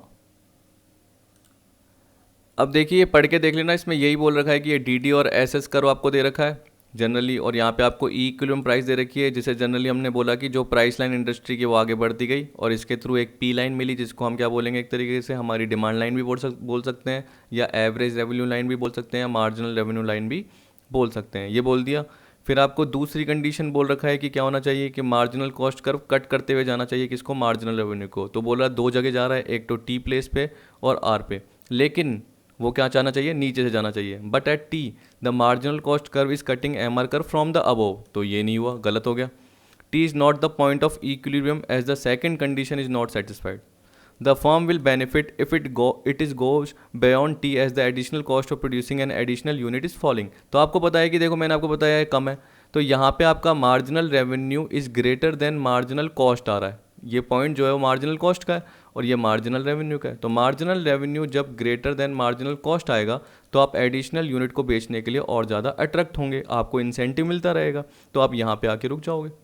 ठीक है, at R the marginal cost curve is cutting marginal revenue curve from below, hence R is the point of equilibrium and OQ2 is the equilibrium level of output, ना कि OQ1। ये पार्ट आ गया आपका खत्म। इस तरीके से आपको दे रखा है। अब आपके मैंने क्या बताया कि जब हम शॉर्ट रन की बात कर रहे हैं, किसकी बात कर रहे हैं, शॉर्ट रन की, तो शॉर्ट रन में फर्म तीन चीज़ें कमा सकती है, यानी सुपर नॉर्मल प्रॉफिट भी कर सकती है, नॉर्मल प्रॉफिट भी अर्न कर सकती है और लॉसेस भी अर्न कर सकती है। अब सुपर नॉर्मल प्रॉफिट का मतलब क्या होता है? देखिए, अब आपने वो सुना होगा इकोनॉमिक प्रॉफिट क्या होता है, आपने चलो मेरे से पिछली वीडियोस में इकोनॉमिक कॉस्ट तो पढ़ा होगा, थ्योरी ऑफ कॉस्ट वाले पार्ट में। मैंने लास्ट वीडियो जो जहाँ मेरे को ध्यान आ रहा है इकोनॉमी ऑफ स्केल और इकोनॉमी ऑफ स्कोप वाला पार्ट बताया था, उसमें इकोनॉमिक कॉस्ट आपको बताई थी। तो मैंने उसमें क्या वो बताया था कि इकोनॉमिक कॉस्ट में हम अकाउंटिंग की कॉस्ट भी लेते हैं, मतलब एक्सप्लिसिट भी लेते हैं और साथ में इम्प्लिसिट भी लेते हैं। ठीक है, इम्प्लिसिट का मतलब क्या हो गया, ओनर का खुद का भी जो रिसोर्सेज है, ओनर फंडेड जो भी रिसोर्सेज है, जैसे ओनर की खुद की कैपिटल है तो उसका इंटरेस्ट, ओनर खुद काम कर रहा है तो उसका एक तरीके से रिस्क का पार्ट। मान के चलो कि ओनर खुद क्या कर रहा है, अकाउंटेंट के फॉर्म में काम कर रहा है, तो अगर वो अकाउंटेंट रखता तो सैलरी देनी पड़ती, तो salary of owner, interest on owners capital मैंने आपको बताया। या खुद की बिल्डिंग पे क्या कर रहा है, काम कर रहा है, तो खुद की बिल्डिंग है, रेंट देने की जरूरत नहीं है, तो रेंट ऑफ ओनर प्रमाइसेस, तो जनरली वो इम्प्लिसिट कॉस्ट का पार्ट आ गया। तो एक्सप्लिसिट प्लस इम्प्लिसिट मिला के इकोनॉमिक कॉस्ट बनती है। क्या बनती है? तो इकोनॉमिक प्रॉफिट का मतलब क्या हुआ कि जो टोटल रेवेन्यू है उसमें से हमें अकाउंटिंग की कॉस्ट लेस नहीं करनी, एक्सप्लिसिट भी लेस करना है और इम्प्लिसिट भी लेस करना है। तो total revenue minus economic cost is equal to क्या आएगा, इकोनॉमिक प्रॉफिट आएगा। तो यही बोल रखा है कि सुपर नॉर्मल प्रॉफिट का मतलब क्या है, जहाँ पे टोटल रेवेन्यू ज़्यादा है और इकोनॉमिक क्या बोल सकते हैं हम, कॉस्ट कम है। लेकिन हम यहाँ पे एवरेज के हिसाब से देखते हैं, हमेशा याद रखना, पर यूनिट के हिसाब से देखते हैं। जब भी आप इक्विलिब्रियम आउटपुट की सोचते हो तो marginal revenue is equal to marginal cost, mind में याद रख लेना, क्योंकि मैं आपको कर्व बनाना सिखाऊंगा, ऐसे ही सिखाऊंगा। ठीक है, जहाँ पे क्या बोलेंगे हम कि आपका मार्जिनल, आगे भी सिखाऊंगा मैं आपको मोनोपोली में, तब मत भूल जाना। तो आपको बताया कि अभी तो परफेक्ट में मार्जिनल रेवेन्यू ऐसा है। अब देखो ए आर भूल जाओ और पी भूल जाओ, आपको बताया कि मार्जिनल रेवेन्यू ऐसा है और मार्जिनल कॉस्ट क्या है, नीचे से कट करते हुए जाना चाहिए, पर्टिकुलर हम ऐसे बोलते हैं। और ये भी भूल जाइए, जो ये मैं बनाता हूँ ना पर्टिकुलर, तो इसको भूल जाइए। तो ये देखिए मैंने हटा दिया, ये हटा दिया मैंने।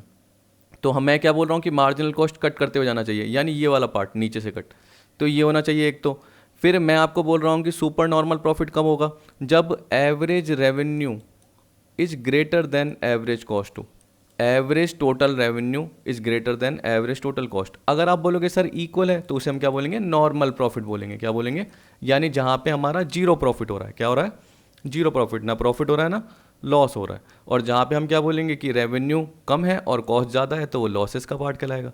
क्या कहलाएगा, लॉसेस का। लेकिन शट डाउन पॉइंट क्या होगा वो मैं आपको जनरली बता दूंगा, कि जहाँ पे एक तरीके से आपकी वेरिएबल कॉस्ट भी रिकवर नहीं हो पा रही। ठीक है, तो अभी आएगा। अभी चलो सुपर नॉर्मल प्रॉफिट देख तो लें क्या है। There is difference between normal profit and super normal profit when the average revenue of firm is just equal to average total cost. आ गया, a firm earn normal profit और zero economic profit. ठीक है, अब याद रखना कि देखो, it is to be noted that here a normal percentage of profit for the entrepreneur for his managerial service is already included in the cost of production. मतलब जब हम इकोनॉमिक कॉस्ट की बात करते हैं तो ये बोल रहा है एक्सप्लिसिट के साथ ये इम्प्लिसिट भी लो। इम्प्लिसिट का मतलब क्या है कि एंटरप्रेन्योर मतलब ओनर ने जो कैपिटल लगाई, अगर उस कैपिटल को बिजनेस में नहीं लगाता और कहीं और लगाता, मतलब दूसरे मार्केट में लगाता, तो क्या कमाता, कुछ ना कुछ इंसेंटिव तो कमाता, इंटरेस्ट कमाता। तो ये बोल रहा है कि normal rate of return market की क्या चल रही है, normal rate of return market की क्या चल रही है कि कैपिटल जिसको बिजनेस में लगा दिया उसकी जगह कहीं और लगाते तो क्या कमाते, तो वो एक तरीके से इम्प्लिसिट कॉस्ट का पार्ट आ गया। तो ये बोल रहा है कि इम्प्लिसिट कॉस्ट भी लो जब भी आप एवरेज टोटल कॉस्ट का पार्ट ले रहे हो, जो कि हम लेते ही हैं। ठीक, when a firm earn super normal profit its average revenue are more than its average total cost, तो ये सुपर नॉर्मल प्रॉफिट का पार्ट आ गया। ठीक, average revenue is greater than average total cost. अब आपको नीचे एक एग्जाम्पल बता रखा है, तो ये बोल रहा है दस, in addition to normal rate of profit the firm earned some additional profit. The following example will make the above concept clear. देखिए अब आपको क्या बोल रहा है कि सपोज जो 1000 यूनिट को प्रोड्यूस करने की कॉस्ट है वो है अराउंड 15,000 रुपीज़, तो ये एक्सप्लिसिट कॉस्ट है। और इसके अलावा एंटरप्रेन्योर मतलब जो ओनर है उसने 50,000 बिजनेस में इन्वेस्ट किए थे, और अगर उसको बाहर इन्वेस्ट करता तो उसको नॉर्मल रेट ऑफ रिटर्न कितनी मिलती, 10% मिलती। या ये मान के चलो वो उससे ज़्यादा ही कमाना चाहता है, क्योंकि अगर इसको बाहर इन्वेस्ट करेगा तो उसको कितने मिलेंगे, 50,000 का 10% 5,000, लेकिन अब वो नहीं मिल रहे, तो वो क्या हो गई, इम्प्लिसिट कॉस्ट हो गई। That is the cost of self owned factor, मैंने आपको बताया था, यूज इन द बिजनेस, और इम्प्लिसिट कॉस्ट इज़ 5,000। तो इसका मतलब उसकी टोटल कॉस्ट क्या हुई, एक्सप्लिसिट 15,000 प्लस इम्प्लिसिट 5,000, तो 15 प्लस 5 कितना हो गया, 20,000 टोटल कॉस्ट हो गई। अब सपोज करो कि फर्म अपने जो 1,000 यूनिट है, हर यूनिट 20 रुपीज़ पर यूनिट के हिसाब से बेच रही है, तो 20 रुपीज़ पर यूनिट के हिसाब से क्या हो गया, आपको पता है कि अगर 20 रुपीज़ प्राइस है तो प्राइस इज इक्वल टू क्या होता है, AR। ठीक है, यही तो पार्ट है। तो आपका जनरली देखो, आप देख सकते हो कि 20 इंटू 1000 करोगे 20,000 यूनिट, सॉरी 20 इंटू 1000 यूनिट करोगे 20,000 रुपीज़। तो उस केस में क्या हुआ, टोटल रेवेन्यू भी उतना है और टोटल कॉस्ट भी इतनी है। चलिए आप एवरेज के हिसाब से सोचिए कि P इक्वल टू AR होता है, तो AR आपका कितना है, 20 रुपी। ये तो हमें दे ही रखा है एवरेज रेवेन्यू। एवरेज कॉस्ट कैसे आती है, आपको पता है कि टोटल कॉस्ट कितनी है आपकी 20,000, जो 15 + 5 मैंने अभी आपको बताई। ठीक है, और डिवाइड बाई क्या करोगे, क्वांटिटी 1000, तो क्या आई 20 रुपीज़ आ गई। तो ये 20 रुपीज़ जो एवरेज कॉस्ट आई वो एवरेज रेवेन्यू के बराबर है। तो यहाँ पे बोल रहा है जब average revenue equal to average total cost हो तो वो क्या कहलाता है, नॉर्मल प्रॉफिट कमाता है कहलाता है। अब अगर फर्म क्या करती है, 20 की जगह 22 में बेचती तो वो 2 रुपीज़ क्या होता, सुपर नॉर्मल प्रॉफिट होता, या अब नॉर्मल प्रॉफिट भी बोल सकते हो या एक्स्ट्रा प्रॉफिट भी बोल सकते हो, जनरली वो होता। ठीक है, तो यहाँ पे आपको दे रखा है कि and it is earning super normal, ये प्रॉफिट है, गलती से T लिखा हुआ है, तो ये प्रॉफिट है at the rate of ₹2 per unit. अब देखिए मैंने क्या बताया कि कर्व बिल्कुल ज़रूरी है समझना। ठीक है, अब आप बोलते हो कि सर कर्व क्या है, टिपिकल लगते हैं। तो देखिए आपको सबसे पहले मैंने बताया कि इक्विलिब्रियम आउटपुट मतलब OQ की जो आप बात कर रहे हो, तो उसके लिए आपको ये देखना है कि marginal revenue equal to marginal cost. तो जब भी मैं बनाता हूँ पहले पर्टिकुलर, तो मैं क्या करता हूँ, मार्जिनल रेवेन्यू की लाइन बनाता हूँ। और मुझे पता है कि परफेक्ट कंपटीशन में तो वो हॉरिजॉन्टल टू एक्स एक्सिस है, ये एक्स एक्सिस है, इसके हॉरिजॉन्टल है। अब मैंने देखो AR VR कुछ नहीं लिखा, ये MR लिख दिया। चलो मैं यहाँ से हटा देता हूँ क्योंकि बीच में आ जाएगा। तो यहाँ लिख दिया मैंने MR। अब मुझे पता है कि ये MR से रिलेटेड पॉइंट है। अब आपको मैंने चाहे पिछली वीडियो या अभी भी शुरू के पार्ट में बताया है कि जो मार्जिनल कॉस्ट है वो नीचे से इंटरसेक्ट करते हुए जानी चाहिए। अब देखिए मैंने बोला कि ऐसे पॉइंट आप लेते हो तो आप है ना इतना बड़ा पॉइंट मत लीजिए, आप यहीं से क्या कीजिए, एक मिनट, यहीं से आप थोड़ा सा क्या कर दीजिए, काट दीजिए ना, क्योंकि आपको यहाँ वाला पॉइंट लेने की ज़रूरत थी नहीं थी। ठीक है ना, क्योंकि आपको पता है कि बिलो से कट करना चाहिए। तो ये मार्जिनल कॉस्ट का पॉइंट हो गया। अब यहाँ से जैसे आपने लाइन खींची तो आपने बोला कि यही मेरा क्वांटिटी का पार्ट रहेगा।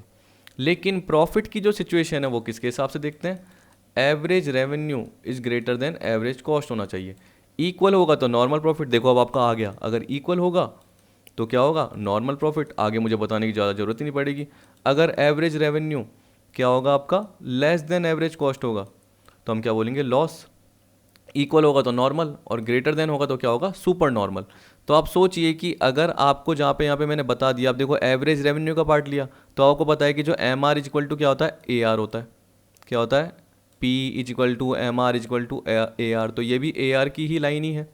तो आपको अलग से सोचने की ज़रूरत नहीं है। जब भी आप मोनोपोली में सोचते हो तो MR की लाइन अलग से बनती है और AR की अलग से बनती है, जो कि आपने पिछली वीडियो में सीखी थी, आपको पता है ना।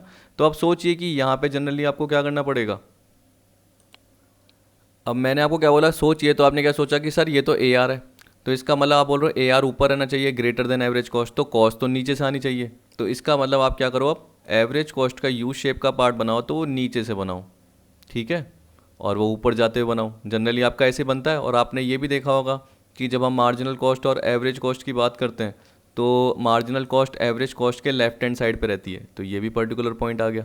और आपको ये भी पता है कि जहाँ पे आपकी हम बोल सकते हैं marginal cost is equal to average cost हो, मतलब ये पॉइंट, इसके बाद आपकी एवरेज कॉस्ट बढ़ती भी जाएगी।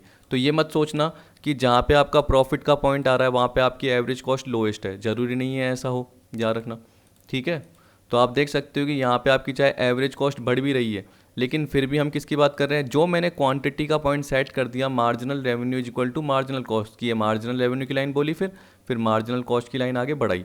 फिर उसके बाद मैंने आपको बोला कि अब देखो कि आपका प्रॉफिट है या नहीं है। तो आपको पता है कि ये एवरेज रेवेन्यू की लाइन भी है, ये आपने देख लिया। फिर आपने एवरेज कॉस्ट जो यू शेप की लाइन है जैसे ही वो गुजारी, तो आपको पता है कि जो भी पर्टिकुलर आपका पॉइंट आया, यानी ये पॉइंट आया, एवरेज रेवेन्यू ये है, ठीक है, ये लाइन है ना, और एवरेज कॉस्ट क्या है, यहाँ पे है। तो आपको पता है कि जो एवरेज रेवेन्यू और एवरेज कॉस्ट का गैप है वो आपका क्या कहलाएगा, प्रॉफिट कहलाएगा।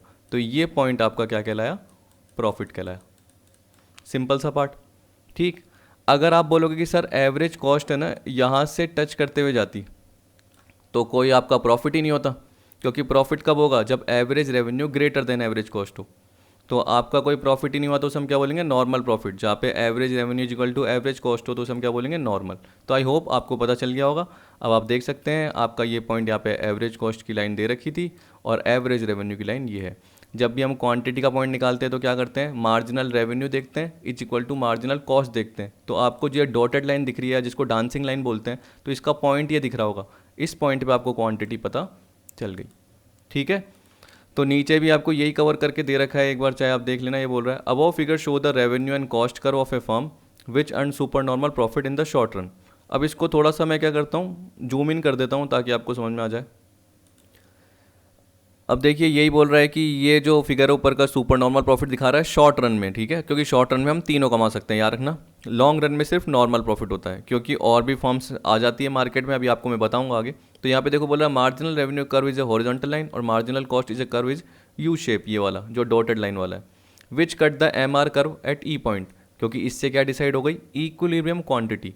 The firm is in equilibrium at point E, जहाँ पे marginal revenue is equal to marginal cost हो, बताया था यही। O Q is the equilibrium output for the firm, और आपकी जो प्राइस का लेवल है वो ओपी डिसाइड हो गया उसकी वजह से। At this level of output the average revenue और price per unit is E Q, ठीक है, एवरेज रेवेन्यू। अब आपने एवरेज रेवेन्यू देखा, आगे ना देखो, and average total cost is B Q.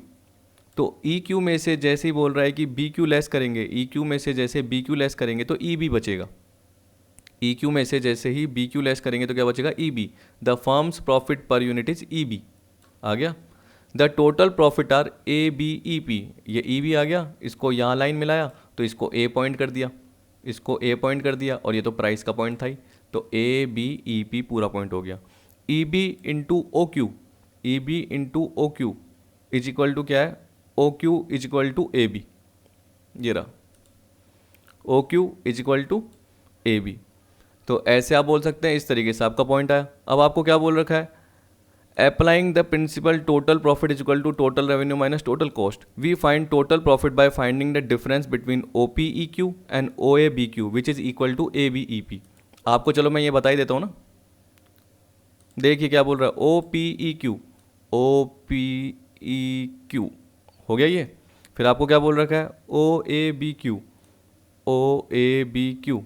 तो आपको पता चला ये क्या है, जो ऊपर बड़ा वाला पार्ट है जो मैंने बनाया, जनरली ये आपका एवरेज रेवेन्यू है, और जो ये वाला पार्ट है वो एक तरीके से क्या है, एवरेज कॉस्ट है। या आप ऐसे बोल सकते हो, एवरेज मत बोलिए, टोटल रेवेन्यू है और ये टोटल कॉस्ट है, क्योंकि उसके अंदर का एरिया एक तरीके से टोटल रेवेन्यू बताता है और टोटल कॉस्ट बताता है। तो टोटल रेवेन्यू में से टोटल कॉस्ट लेस करोगे तो जो आपका ए बी ई पी, मतलब जो ये लाइन्स बन रही है, वो आपका क्या कहलाएगा, प्रॉफिट का पॉइंट कहलाएगा।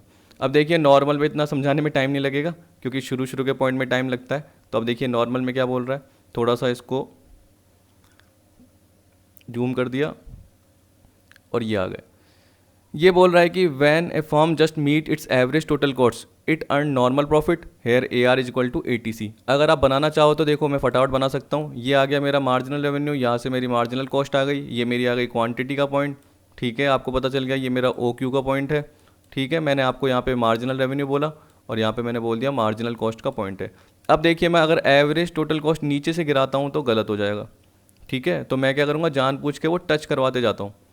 तो जैसे ही मैंने टच कराते गया ये पॉइंट, तो मुझे पता है कि यहाँ पे average revenue is equal to क्या हो गया, एवरेज कॉस्ट हो गया। जब average revenue is equal to average cost हो गया तो नॉर्मल प्रॉफिट, ठीक। अगर सपोज करो कि एवरेज कॉस्ट ऊपर होता यहाँ पे, तो आपको पता है कि मेरा रेवेन्यू तो नीचे है और कॉस्ट ऊपर, तो लॉसेस का पॉइंट आएगा, तो ये लॉसेस का पॉइंट होगा जो कि अगले वाले पार्ट में आ रहा है। तो आप एक बार ये पढ़ के देख लेना, ज़रूर देखो, आपको समझ में आ जाएगा, मैंने डिटेल में बताया था, तो ये ज़रूर पढ़ के देखना। इसी तरीके से लॉसेस का पॉइंट, लॉसेस में मैंने आपको बता दिया, तो लॉसेस को चलो फिर भी मैं थोड़ा सा आपको पॉइंट एक्सप्लेन करके बता देता हूँ कि क्या होता है, क्योंकि उसके बाद शट डाउन पॉइंट भी एक तरीके से आ सकता है, इसलिए मैं लॉसेस का पॉइंट आपको बता देता हूँ। देखिए ये बोल रहा है कि फर्म एक इक्विलिब्रियम पोजीशन पे भी हो सकती है, मतलब मार्जिनल रेवेन्यू आपको दे रखा है, मार्जिनल कॉस्ट कट कर रहा है, तो वहाँ पे आपने क्वांटिटी का पॉइंट बना लिया था, ठीक है, जो अभी हमने देखा था क्यू का पॉइंट। तो ये बोल रहा है कि इक्विलिब्रियम पॉइंट भी हो सकता है, पर उस केस में फर्म लॉस भी कमा सकती है। ये नहीं कि बस इक्विलिब्रियम में है तो उस केस में आपको प्रॉफिट मिल रहा है या नो प्रॉफिट नो लॉस हो रहा है, ऐसा नहीं है, लॉसेज भी हो सकते हैं, मतलब एवरेज कॉस्ट ज़्यादा हो सकती है। This is the situation when the firm is minimizing losses. तो फर्म इस सिचुएशन में थोड़ा लॉसेस अपना कम करना चाहती है, लॉस हो तो रहे हैं लेकिन चाहती है कि लॉसेस बहुत ज़्यादा ना हो। तो उस केस में फर्म क्या करेगी, अपनी जो भी हम बोल सकते हैं एवरेज वेरिएबल कॉस्ट है उसको तो रिकवर कर लेगी, और साथ में फिक्स कॉस्ट का भी पार्ट रिकवर करने की कोशिश करेगी। तो यानी लॉसेस जनरली जो होंगे वो किसकी वजह से होंगे, फिक्स कॉस्ट की वजह से हो सकते हैं। तो इसका मतलब आपने वेरिएबल कॉस्ट का पार्ट तो रिकवर कर लिया, लेकिन फिक्स कॉस्ट का कुछ पार्ट आप रिकवर नहीं कर पाए, तो आपको लॉसेस हो रहे हैं। अगर सपोज करो आपने फिक्स कॉस्ट भी रिकवर नहीं करी और वेरिएबल कॉस्ट भी रिकवर नहीं कर पाए, तो फिर तो बहुत ज़्यादा लॉस हो गए, तो आपका शट डाउन पॉइंट आ जाएगा। समझ गए? तो इसका मतलब अगर आपने एवरेज वेरिएबल कॉस्ट रिकवर कर ली और फिक्स कॉस्ट का कुछ पार्ट रिकवर नहीं कर पा रहे, तो आप एक हसल कर रहे हो। मतलब हसल का मतलब क्या हुआ, आप थोड़ा सा है ना डगमगा तो गए, लेकिन आप फिर भी आगे बढ़ने की सोच रहे हो कि हाँ यार कोई बात नहीं, थोड़ा सा तो लॉस है, चलो आगे चलते हैं। ठीक है, ये फिक्स कॉस्ट का हल्का सा पार्ट लॉस हुआ है, ये आगे रिकवर हो जाएगा। लेकिन आपको पता है कि आपकी वेरिएबल कॉस्ट भी रिकवर नहीं हो पा रही, तो फिर तो शट डाउन पॉइंट आएगा ही आएगा। तो यहाँ पे बोल रहा है for all the price above the minimum point on the AVC curve the firm will stay open and will produce the level of output at which marginal revenue is equal to marginal cost.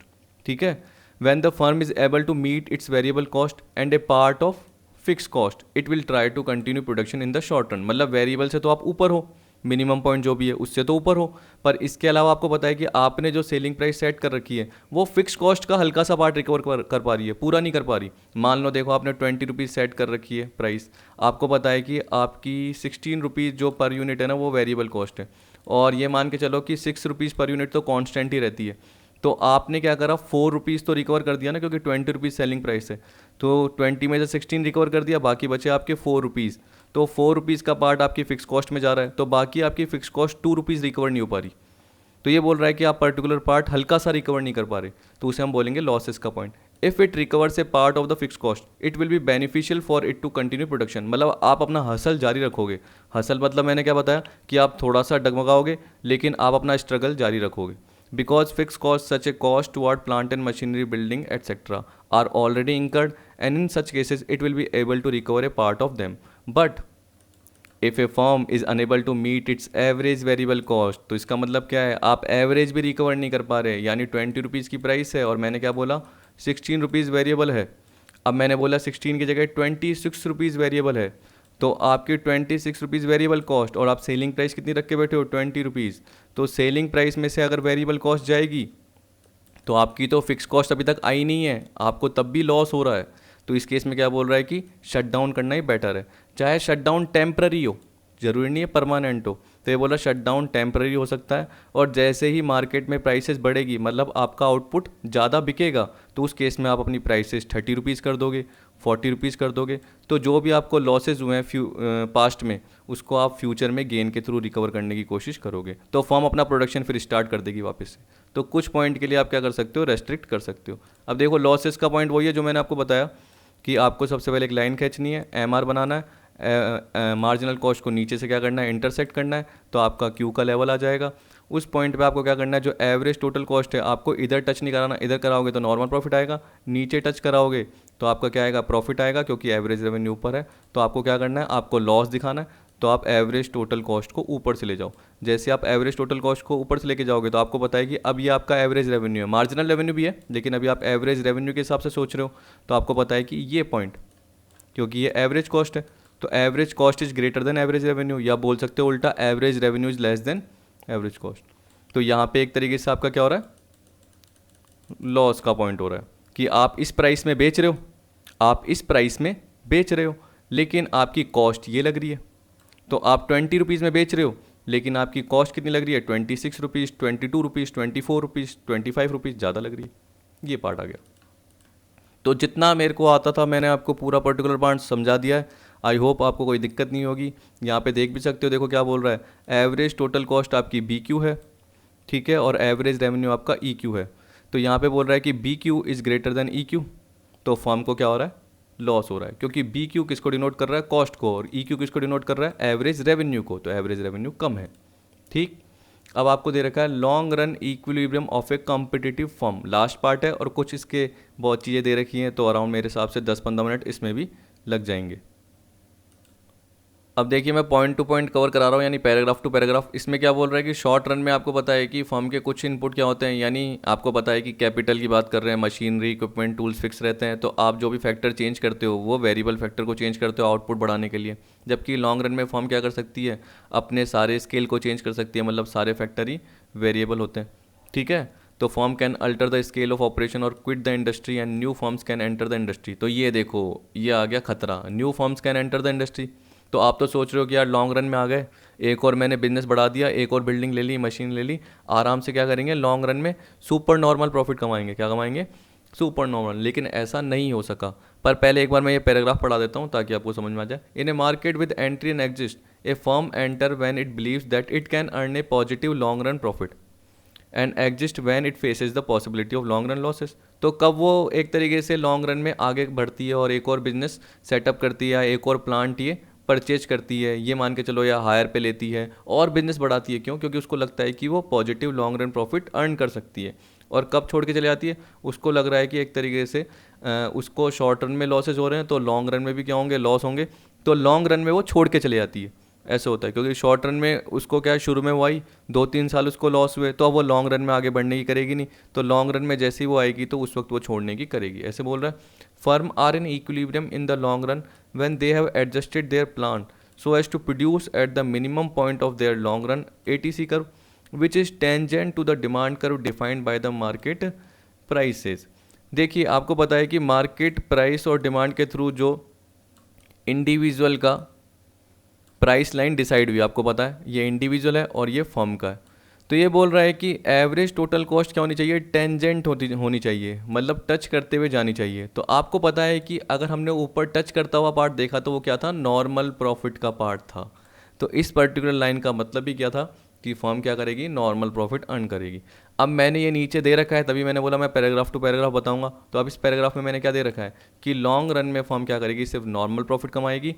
क्योंकि यहाँ पे आपको पता है कि देखो, जैसे अगर हम लॉन्ग रन की बात करते हैं तो नई फर्म्स अट्रैक्ट हो जाती है इंडस्ट्री में। अगर आप सुपर नॉर्मल प्रॉफिट कमा रहे हो, ठीक है, शॉर्ट रन में, जैसे मेरे दोस्त था, मैंने बताया कि उसका बिजनेस किसका था? चूड़ी का। अब वो मार्केट पूरा चूड़ी का था, ये मान के चलो। तो उसने क्या करा? अपॉर्चुनिटी देखी, उसने 2 साल 3 साल का ही काम करा और वहाँ पे शॉप खोल ली। तो शॉप खोल ली, वहाँ पे वो अच्छा कमा रहा था 2-3 साल में। तो उसने एक और शॉप खोली, मैंने आपको बताया, वहीं पे ही आगे जाके मार्केट में एक और शॉप खोल ली लॉन्ग रन में। तो देखो शॉर्ट रन में जब वो अच्छा प्रॉफिट कमा रहा था ना 2-3 साल में, तो उसके रिश्तेदारों ने भी देखा। तो कुछ रिश्तेदार फैंसी का काम करते थे, फैंसी स्टोर जैसे आप जानते हो जो नॉर्मल प्रोडक्ट मिलते हैं। कुछ किराने ग्रोसरी का काम भी करते थे, वो भी इसमें कूद गए इनको देखते हुए। तो वो भी एक तरीके से कूद गए। तो यहाँ पे हम क्या बोल सकते हैं कि जैसे ही लॉन्ग रन में ये मेरा दोस्त गया, तो लॉन्ग रन में वो पर्टिकुलर नई एंट्रीज भी आ गई मार्केट में। जैसे ही वो नई एंट्री आई तो प्राइसेस क्या हो गई? फॉल। क्योंकि ये अपनी जगह बनाने की कोशिश करने लग गए, तो ये थोड़ा सस्ते में बेचने लग गए। इसने अपना नाम कमाया था तो थोड़ी ये प्राइसेस ऊपर रख के बैठा था, लेकिन जैसे ही आए तो सस्ते में बेचने लग गए। इसके आइडियाज़ कॉपी करने लग गए, मान के चलो, ठीक है, कैसे न कैसे करके। तो धीरे धीरे करके ये सस्ते में थोड़ा बेचने लग गए। तो ये जो मेरा दोस्त है उसको भी क्या करना पड़ा? सस्ते में थोड़ा सा बेचना पड़ा। तो यहाँ पे क्या बोल रहा है? तो उसका प्रॉफिट वैसे ही क्या हो जाएगा? वैनिश हो जाएगा। जो भी वो एक्स्ट्रा प्रॉफिट कमा रहा था वो क्या हो जाएगा? वैनिश हो जाएगा, गायब हो जाएगा।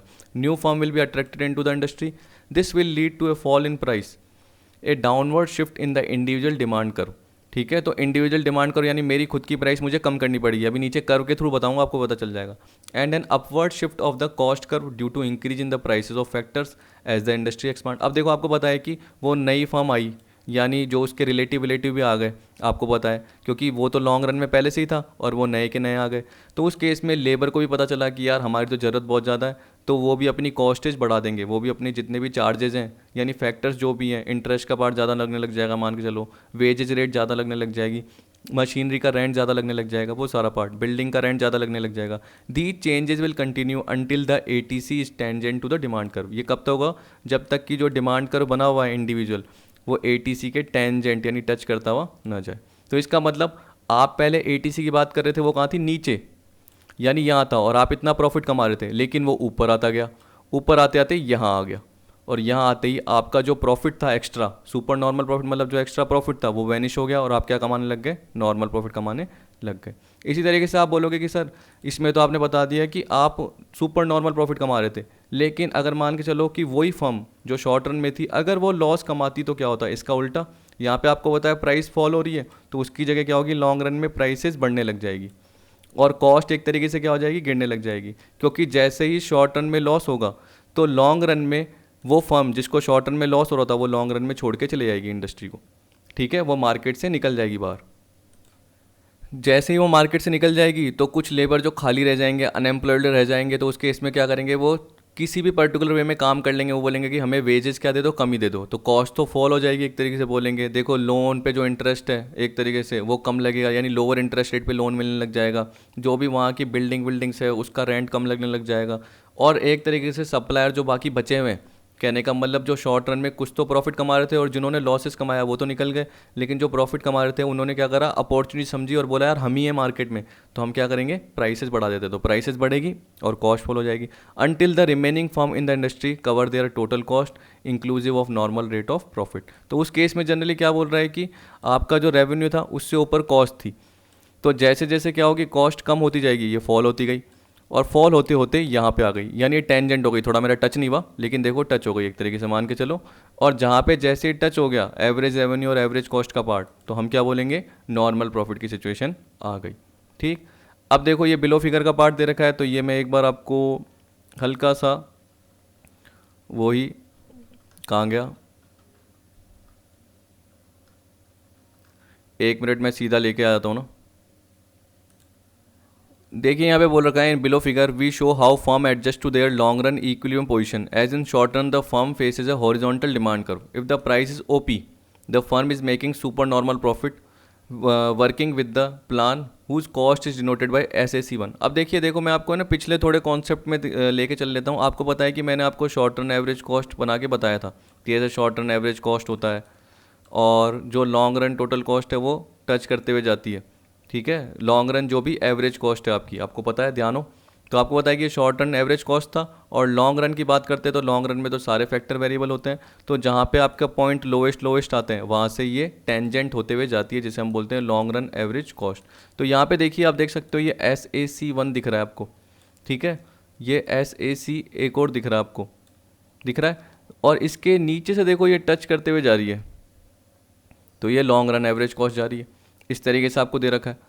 अब आपने अभी अभी देखा कि पर्टिकुलर जो मैंने आपको बताया कि लॉन्ग रन एवरेज कॉस्ट का पार्ट है, तो लॉन्ग रन एवरेज कॉस्ट आपकी यहाँ से जा रही है। या चलो आप शॉर्ट रन एवरेज कॉस्ट देखो, शॉर्ट रन में जनरली आपको पता है कि शॉर्ट रन एवरेज कॉस्ट था आपका पार्ट और आपका एवरेज रेवेन्यू का पार्ट ऊपर है।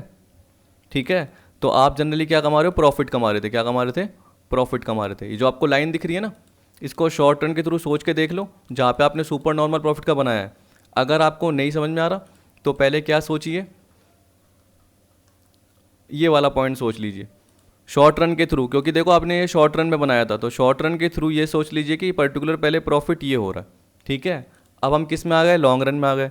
तो लॉन्ग रन में क्या कीड़ा होगा, ये कीड़ा होगा कि नई फर्म में आ जाएगी, क्योंकि हम सुपर नॉर्मल प्रॉफिट कमा रहे हैं। नई फर्म में आएगी तो क्या होगी, प्राइसेस कम हो जाएगी। क्यों कम हो जाएगी, क्योंकि नई फर्म क्या करेगी, अपना मार्केट में जगह बनाने की कोशिश करेगी। तो इसमें यही बोल रखा है आपको, चाहे पढ़ के देख लीजिए। ये बोल रहा है if the price OP the firm is making super normal profit working with the plant whose cost is denoted by SAC1। If the firm believe that market price will remain at OP it will have incentive to build new capacity and it will move along it LAC। इसका मतलब अगर firm को लग रहा है कि हम profit कमाते रहेंगे तो लॉन्ग रन में भी हम कमाएंगे। जब लॉन्ग रन में कमाएंगे तो हम लॉन्ग रन एवरेज कॉस्ट का कर्व बना लेते हैं। इसका मतलब हम और प्लांट हायर कर लेते हैं और बिल्डिंग हायर कर लेते हैं।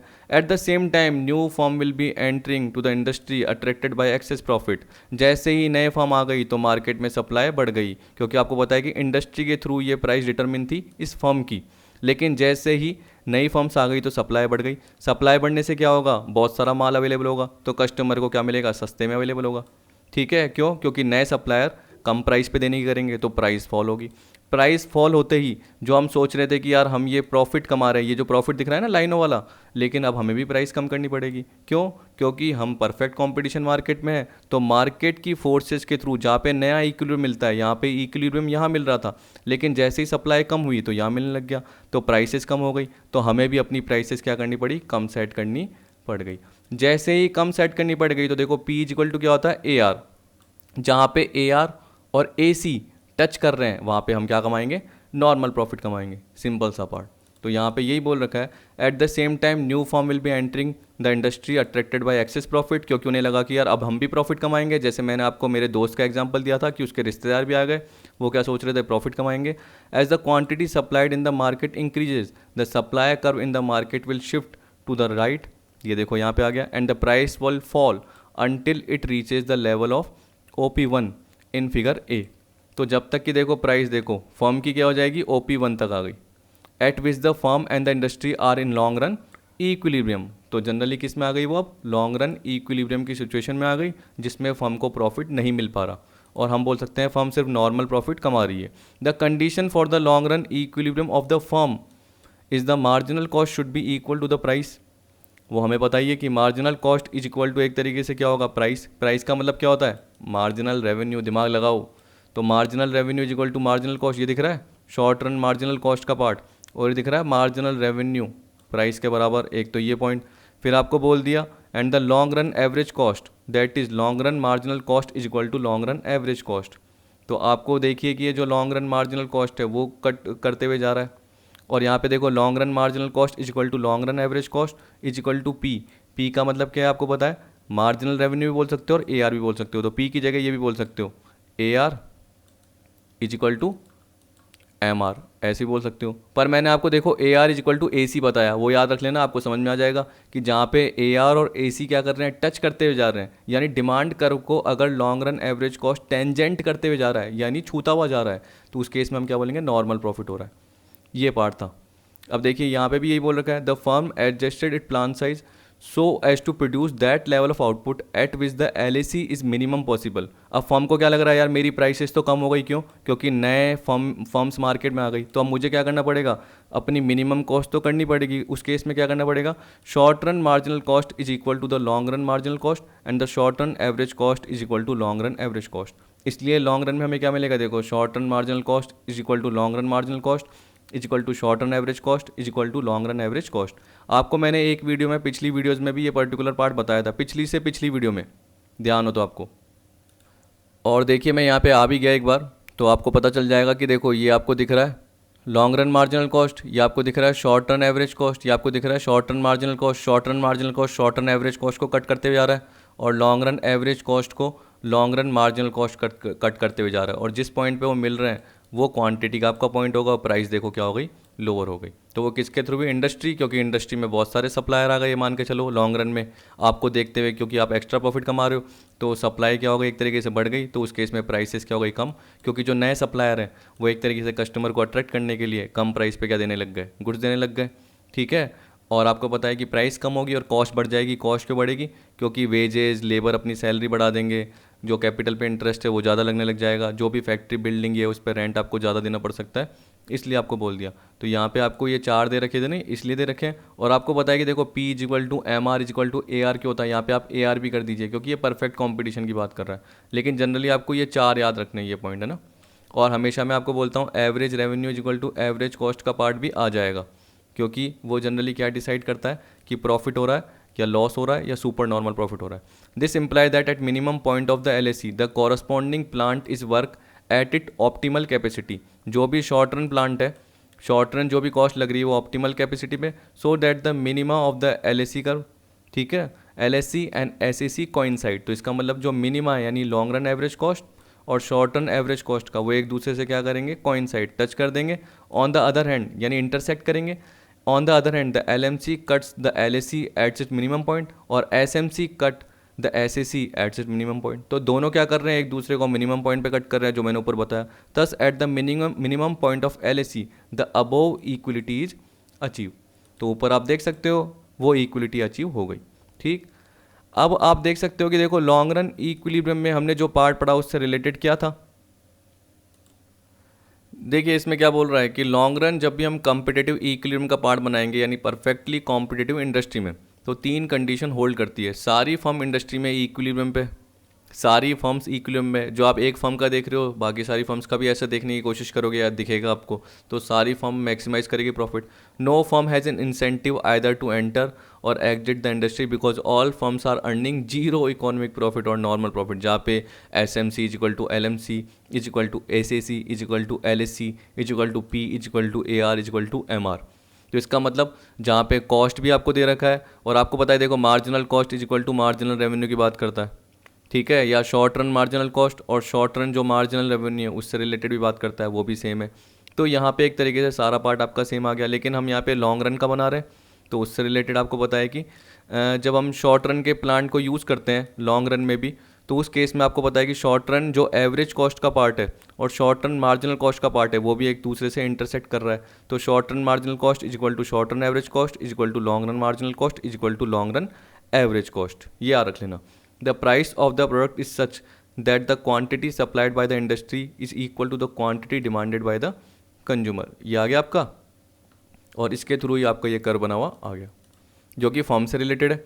अब देखिए यहाँ पे आपको क्या बोल रखा है, above figure shows that the long run average revenue is equal to MR is equal to LAC is equal to LMC at E1 दे रखा है। In the long run each firm attain the plant size and output level at which its cost per unit is as low as possible. जितना वो सोच रहे थे उस हिसाब से लो हो गया। जरूरी नहीं है कि किसी पर्टिकुलर पॉइंट पे लो हुआ है, लेकिन जहाँ पे वो सारे के सारे पार्ट मिलाना चाहते थे। पार्ट मिलाने का मतलब क्या होता है, अभी हमेशा याद रख लेना कि जब भी हम मार्जिनल रेवेन्यू की बात करते हैं तो मार्जिनल रेवेन्यू तो मार्जिनल कॉस्ट नीचे से कट करना चाहिए, ये भी पर्टिकुलर पॉइंट मिलना चाहिए। जब हम एवरेज कॉस्ट की बात करते हैं तो हमें पता है कि शॉर्ट रन एवरेज कॉस्ट का कर्व बन रहा है तो वो भी कट करना चाहिए, ठीक है। लॉन्ग रन एवरेज कॉस्ट की बात कर रहे हैं तो वो भी कट करते हुए जाना चाहिए, तो सारे पॉइंट आने चाहिए। इसलिए तो since E1 is the minimum point of LAC curve, यानी फॉर्म यहाँ पे क्या करेगी, OM आउटपुट OP प्राइस पे, तो इक्विलिब्रियम आउटपुट OM है जहाँ पे आपकी एक तरीके से मिनिमम कॉस्ट का पार्ट निकलेगा। अब देखो प्राइस भी यही है और कॉस्ट भी यही है, तो सीधी सी बात है नॉर्मल प्रॉफिट की सिचुएशन होगी, मतलब जीरो इकोनॉमिक प्रॉफिट होगा। In the long run all firms under a perfect competition are optimum firm having optimum size and these firm charge minimum possible price which just cover their marginal cost. सिर्फ उनकी क्या cost cover होगी, additional output बेचने पे जो additional cost है वही cover होगी। तो अब देखिए हमने सारा पॉइंट पढ़ लिया। Thus in the long run under perfect competition the market mechanism leads to optimum allocation of resources. The optimality is shown by following outcome associated with the long run. अब जो मैंने पार्ट पूरा पढ़ाया उसका इसने थोड़ा सा शॉर्ट में दे रखा है पार्ट, यानी मेरे हिसाब से ये A से लेके F तक पॉइंट है, और लास्ट में एक देख लेते हैं क्या है, बस ये पार्ट आपका बचा है, और अगली वीडियो में कराऊंगा फिर मोनोपोली का पार्ट। तो देखिए यहाँ पे क्या बोल रहा है, सबसे पहली लाइन ये बोल रहा है the output is produce at the minimum feasible cost. ठीक, एक बार थोड़ा सा इसको जूम कर दिया। अब देखिए ये बोल रहा है कि output is produce at the minimum feasible cost. ठीक है, बिल्कुल सही हमने सुना। फिर उसके बाद देखो कंज्यूमर पे the minimum possible price which just cover the marginal cost. तो आपको पता है कि मिनिमम पॉसिबल प्राइस का मतलब क्या हो गया, एवरेज रेवेन्यू, क्योंकि वो किसके बराबर है, P के बराबर है। और आपको पता है कि जब एवरेज रेवेन्यू P के बराबर है और मार्जिनल कॉस्ट का मतलब क्या हो गया, एडिशनल आउटपुट बेचने पे जो एडिशनल कॉस्ट उतनी आप रिकवर कर पा रहे हो, तो P is equal to marginal cost या AR is equal to marginal cost, ऐसे बोल दीजिए। Plant are use to full capacity in the long run, इसका मतलब रिसोर्सेज का वेस्टेज नहीं हो रहा। क्यों, क्योंकि मार्जिनल कॉस्ट किसके बराबर है, एवरेज कॉस्ट के बराबर है। आपको पता है कि जब भी हमने आपको एवरेज कॉस्ट यानी मार्जिनल कॉस्ट का पार्ट बनाया और एवरेज कॉस्ट ऐसे बनता था यू शेप, और मार्जिनल लेफ्ट हैंड साइड से जाता था, तो हमने क्या बोला, यहाँ पे एवरेज कॉस्ट मिनिमम होती है, उसके बाद ही वो बढ़ना चालू करती है। तो यहाँ पे भी पॉइंट आपका मिल रहा है, तो इसका मतलब क्या है, मिनिमम कॉस्ट का आपका पॉइंट है, आपका कोई भी रिसोर्सेज वेस्टेज नहीं हो रहा और आपकी एक्स्ट्रा कॉस्ट नहीं लग रही। Firm earn only normal profit AC is equal to AR। ये मैंने आपको बार बार पॉइंट बताया कि जहाँ पे average revenue greater than average cost हो तो सुपर नॉर्मल प्रॉफिट, जहाँ पे इक्वल हो तो नॉर्मल। शॉर्ट रन में तीनों होते हैं, सुपर नॉर्मल, नॉर्मल और लॉस, और लॉन्ग रन में हमेशा नॉर्मल होता है, याद रखना। हमने ये पढ़ा जो अभी क्या पढ़ा लास्ट में, लॉन्ग रन का। Firm maximize profit that is marginal cost is equal to marginal revenue. आपको पता है कि जनरली क्या होता है, इस पॉइंट पे आप जो भी क्वांटिटी बेचना चाहो, ऑप्टिमम आउटपुट या जिसे हम बोलते हैं मैक्सिमम आउटपुट, क्योंकि यहीं पे आपका मैक्सिमम प्रॉफिट होगा, तो कब होगा, जब marginal revenue equal to marginal cost हो और मार्जिनल कॉस्ट नीचे से इंटरसेक्ट करने वाला होना चाहिए। But the level of profit will be just normal. लेकिन इक्विलिब्रियम होने के बाद भी लेवल ऑफ प्रॉफिट क्या रहा आपका, नॉर्मल ही रहा, जो कि लॉन्ग रन में किसकी वजह से हुआ, नए मार्केट में नए जो भी कॉम्पिटिटर हैं या नई फॉर्म्स आने की वजह से। ठीक है, there is optimum number of firm in the industry. देखो ऑप्टिमम आ गया क्योंकि नए फॉर्म्स मार्केट में आ गई। तो in other word long run में हमने क्या देखा कि long run marginal cost is equal to long run marginal revenue is equal to long run average revenue is equal to long run average cost, ये भी हो सकता है। ठीक है, इज इक्वल टू P। तो यहाँ पे देखो लॉन्ग रन में आप ये भी बोल सकते हो। इसके अलावा ये भी याद रख लेना, मैं बार बार आपको बताता हूँ, short run average cost is equal to short run marginal cost is equal to long run average cost is equal to long run marginal cost, ये भी आपका पार्ट आता है। इसी तरीके से देखो long run average revenue, marginal revenue, price, क्योंकि आप सोचिए देखो लॉन्ग रन मार्जिनल कॉस्ट और लॉन्ग रन एवरेज कॉस्ट तो है ही, और शॉर्ट रन एवरेज और शॉर्ट रन मार्जिनल तो है ही, मैंने आपको बोला ये होगा ही, लेकिन P is equal to AR is equal to MRB उसके साथ ही आ रहा है, तो उसे हम बोलेंगे ऑप्टिमम अलोकेशन ऑफ सोर्स। ठीक है। It should be remember that the perfectly competitive market system is a myth. This is because the assumption on which this system is based are never found in the real world market condition. कुछ ना कुछ कमी रहती है market में, तो सारी की सारी सेम सिचुएशन आपको मिलेगी नहीं। आपको मोनोपोली फिर भी मिल सकती है, मोनोपोलिस्टिक मिल सकती है, ओलिगोपोली भी मिल सकती है, लेकिन आप ये नहीं बोल सकते कि सारे प्रोडक्ट सेम के सेम मिल रहे हैं, क्योंकि अगर आप सब्जी मंडी में भी जाओगे तो आपको क्वालिटी का फ़र्क तो हल्का सा दिख ही जाएगा अगर आप पहचानने वाले हो तो हम बोल सकते हैं कुछ एक्सेप्शन हो सकते हैं कि आपको सब्जी मंडी में सारे प्रोडक्ट सेम लग रहे हैं, लेकिन परफेक्ट कंपटीशन की जो सिचुएशन है वो इमेजिनेशन वाली ही हो सकती है, तो इसलिए इसको मिथ बोला जाता है। पर रियल वर्ल्ड में देखो आपको कभी ना कभी दिख सकती है। अगर आप एक पर्टिकुलर छोटे से एरिया की बात करोगे तो वहाँ दिख जाएगी, पूरी बड़ी इंडस्ट्री की बात करोगे तो वहाँ पर आपको मुश्किल से देखने को मिलेगा, जबकि यहाँ पे आप मोनोपोली, मोनोपोलिस्टिक बहुत बार देखोगे, जो कि मैं अगले एग्जाम्पल में या अगली वीडियो में आपको बताऊँगा। ठीक है, तो आई होप आपको सारा पार्ट पता चल गया होगा। ज़रूर देखिएगा वापस से, इसको 2 बार कवर कीजिएगा वीडियो को, तब जाके आपको मेरे कर्व जाके समझ में आएंगे। ठीक, अगली वीडियो कवर करेंगे किससे रिलेटेड, मोनोपोली से रिलेटेड, उसमें भी सेम टू सेम इसी टाइप के आपके कर्व आएंगे। तो आप पिछली वीडियो ज़रूर देखना, यानी जो मैंने अभी बताई है आज की वीडियो वो ज़रूर देखना, तब जाके ही आपको मोनोपोली का पार्ट और मोनोपोलिस्टिक कॉम्पिटिशन समझ में आ जाएगा। ठीक, तो वीडियो देखने के लिए थैंक यू।